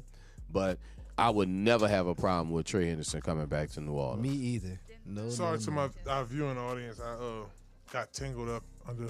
They're like, what the heck is Fave doing? Is your shoes that big trying to tie? High knees, brother. High knees. High knee pumps. Shamar, you just left your high knee pumps. Look at the workout going. All right, I think I'm together. Okay. All right, so. Get it together. I figure CL would like that. He would want to bring Trey Henderson back on the team because, I mean, he's going to create the sacks. Why don't the Steelers take the quarterback position serious? I mean, ever since Big Ben retired, it's just been like, oh, let's just wait. Justin Fields, they don't want you. Come on over here. You know, we got Mason Rudolph. They also, everybody talk about the Saints pass up on Shador. We went and got a quarterback early. Right. Now, I do like the fact that they got Will Howard, but does this statement make sense to you? No, and to answer your question, why doesn't Pittsburgh take the quarterback's position personal or seriously, is because no matter what they do, Coach Tomlin gonna have 10 wins and he gonna have a winning season. That's why they don't take it personal. And I'm not impressed with Will from Ohio State. You could have got Shador.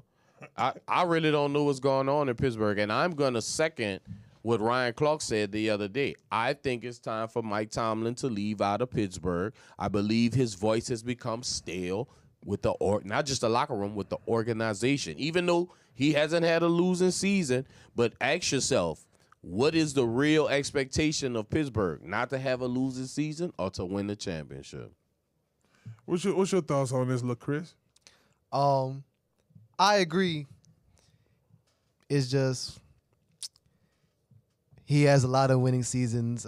Mike Tomlin, he's a great coach. I have a lot of respect for him. Definitely one of the best coaches in the league right now, resume-wise. And I can see why he doesn't take the quarterback that much serious, because they always going to have a running season with him at the end of the day. But I think they should definitely take it more if they want to be, because there's a difference between always making the playoffs, being a wild card team, versus actually competing for championships. When they had Ben Roethlisberger, they was actually competing for championships. And I feel like they should have that expectation again, especially how great that franchise is in Pittsburgh. No doubt. I mean, you made a good point, UNC, and I'm leaning towards what you said, CL. Like, Ryan Clark made a good point. Hey, he did. How long we just gonna kick this can down the road of 10 wins? Hey, we're not a losing team, but at some point, early 2000s to mid to 2000s, Pittsburgh's in the black and yellow. Oh yeah, Wiz Khalifa has played black and yellow, and we respect Coach Tomlin. We have mad love for Coach Tomlin. Yes, but who is gonna throw the ball to DK Metcalf? That's a good ride. You think for him without a quarterback. You think it's all peaches and cream? When that boy don't get 60 balls, 70 balls a year, he's gonna he gonna turn up on y'all. He gonna you think you have? Think about it. Pittsburgh has always had problems with wide receivers. They got rid of George Pickens, brought him to us. Pickens gone. AB, Cowboys.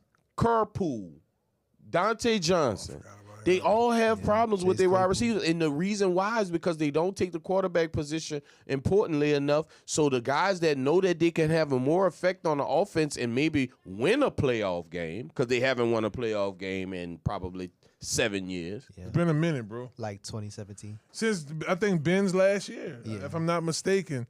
The Russell experiment last year with Justin Fields, they got him. They know him. You trade you get old boy up out of there, George Pickens. He was like the highlight in the receiving corps, but I guess he had the Antonio Brown syndrome, hiding, kicking people and stuff. Trade him in the division. division. Of Antonio Brown, boy, he got a big fight out of there. Yeah, it looked like, some guys were trying to, relieve him of his jury. And, security wasn't on their job. And, word to the wise. Don't try to fight a football player. A guy that throws his body against 300-pound men like it's nothing.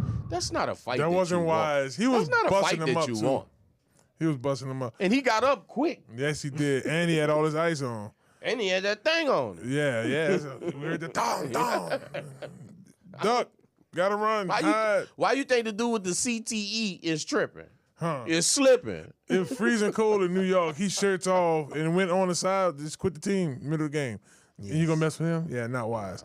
Let's switch gears, baby. Let's go on to H-Town. Hold up. Where the 832 at?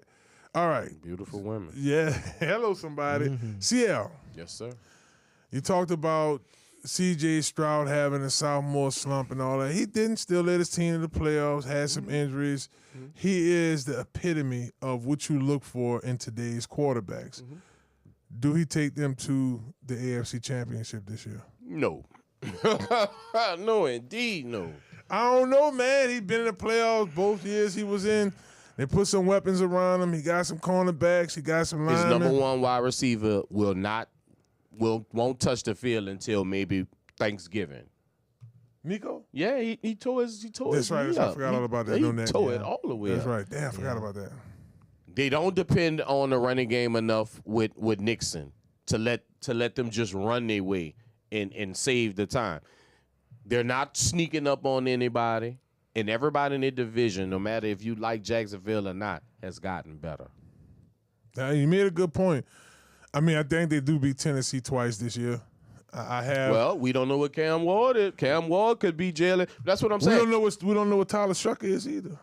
And that's what I'm saying. Jalen Daniels surprised the world. Who would have bet money that Jalen Daniels would have been in the NFC Championship game? Low key, I would have put up a. You'd have put a couple of quarters on. I would have put a couple of quarters, and it's just because I knew what he was capable. Think about it. I drafted him. That was one of the first players. You don't draft quarterbacks first in a fantasy. I drafted him first, and I won my fantasy this year. I got the money for Christmas. It was a beautiful thing. Oh. Hello, somebody.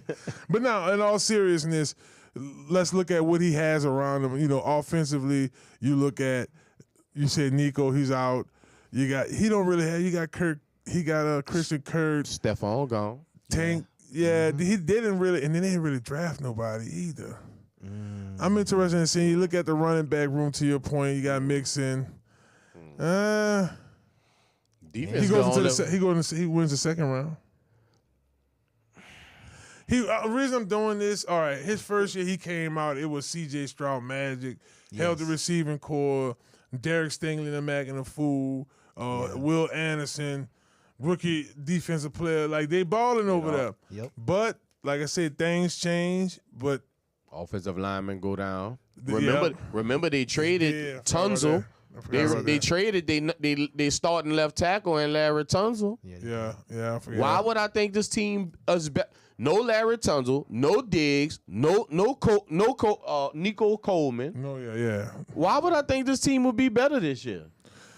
C.J. Stroud, I mean, that's the only thing I can continue to say with that is C.J. Stroud. They got film on him now. They had film on him last year. Yeah. But he still did the same. He's a good football player, but we talking about everybody in the playoffs. When you get to the playoffs, everybody's defense is good. Playoffs? Oh, yeah. Everybody's defense is good. Oh, yeah. And if you're not going to get in, and I respect Houston's defense when they're healthy. I respect Houston's defense week 1. But week 19? Who's available? Yeah. We'll see. Lastly here, before we leave, I got to go to Chi-Town. You know what I'm saying? Come on. I don't need no beats from Kanye right now. You know what I'm saying? He on some different beats Shouts right out to now. Yeezy. Shouts out to Yeezy. You know what I'm saying? But he got them classic albums. You know what I'm saying? No drill music, none of that stuff here. We just talking realness. Chicago. Chi-Town. They drafted another weapon for Caleb Williams. So now he has Roma Doozy, and now he had Luther and Burton. To me, that was top 3, top 4 receiver in this past year's draft, if you ask me. They were able to get him in the second round. You still have DJ Moore there. Cole Kmet. You have Cole Kmet. You have Colston Loveland. Ooh, they drafted him first round. And if I'm not mistaken, is DeAndre Swift still there? Chris, you made a good point. DeAndre's still there. So, Chris, I'm going to come to you first on this one. Does Caleb Williams lead the Chicago Bears to the playoffs? I see faith. I see potential. They definitely have the weapons to do it, like we just explained. I think they definitely have the capability, at least offensively. I don't really know too much about their defense right now, so I got to do my research on that. But at least offensively, I think they have enough firepower to make the playoffs. Now, CL, defensively, they made some improvements, too. They did get Grady Jarrett from Atlanta. They drafted Shamar Turner in the second round. You get Montez Sweat over from Washington. Did they support him enough defensively? Nope. For him to go to the playoffs. So he's not. And they won't make the playoffs. They have to play the Detroit Lions 2 times a year. They have to play the Green Bay Packers 2 times a year. That's true. They have to play the Minnesota. They can't go one-on-one with none of them teams. They have to play the Minnesota Vikings 2 times a year. And regardless of who at quarterback in Minnesota, they seem to have a good offense. And then, Caleb has all these weapons. But you know the one thing we ain't talking about? The offensive line. Caleb Williams was running for his life That's last true. year. That's true. That's And true. and don't get me wrong, I've seen Ben Johnson address the offensive line. New coach. But it's about camaraderie. It's about and we all know that the book that came out, the magazine article that came out, where Caleb was talking about he was possibly trying to tank and not go to the Chicago Bears, and possibly he started talking to the guys in Minnesota, so he actually wanted to go in Minnesota. It's a crazy article. I'm sure you guys will get into it as you Google it. But no, I don't see anything prosperous going on in Chicago this year. I mean, they'll have some good games. Like the Washington game was good, and then they give up the Hail Mary at the end. Yeah. But that's all you're going to get is a couple of good games in Chicago. Well, just to name a few, he mentioned all those scary games, right? They do got a scary division, probably one of the better divisions in the NFL. Yeah, NFC but they North is still got to see the Ravens this year. They do see the Saints this year. Oh, man. They got to see the Chiefs this year. I'm sorry, that's the preseason, but it's still ugly. My so, goodness. I mean, it's going to be rough for them. It is. R.I.P. the great Walter Payton. Oh, rest in peace. Shouts out to Walter Payton, baby. Sweetness. Well, this was a great show, man. Shouts out to our guests who came on. Shamar Bridges, high school offensive lineman, CL. That's the biggest center he ever seen in high school, baby. Bigger than Jeff Saturday. So big ups to him, at least weight-wise, for sure. And the same height. That's crazy. Shouts out to our student co-host, look, Chris, for joining us again. Chris Ponce. Thank you, Big brother. ups for him for coming on the show. My main man CL, you know he the GM. Y'all make sure y'all follow him if y'all want to see all the exclusive Saints and Pelicans gear. CL_NOLA. Don't follow me. Don't follow. Just watch him on TV. Just watch, man. man. Don't believe me, just watch. Just watch. Shouts out to David Grubb for sitting down, man. Had a great Thank you, conversation about the Pelicans, some of these teams around the NBA, and we went down a memory lane with some great Saints players. That was definitely cool for that segment. For our crew over there, shouts out to Wes, Tyler, Damian, my man UP, everybody over there in the studio helping us out, making this show go. We greatly appreciate y'all.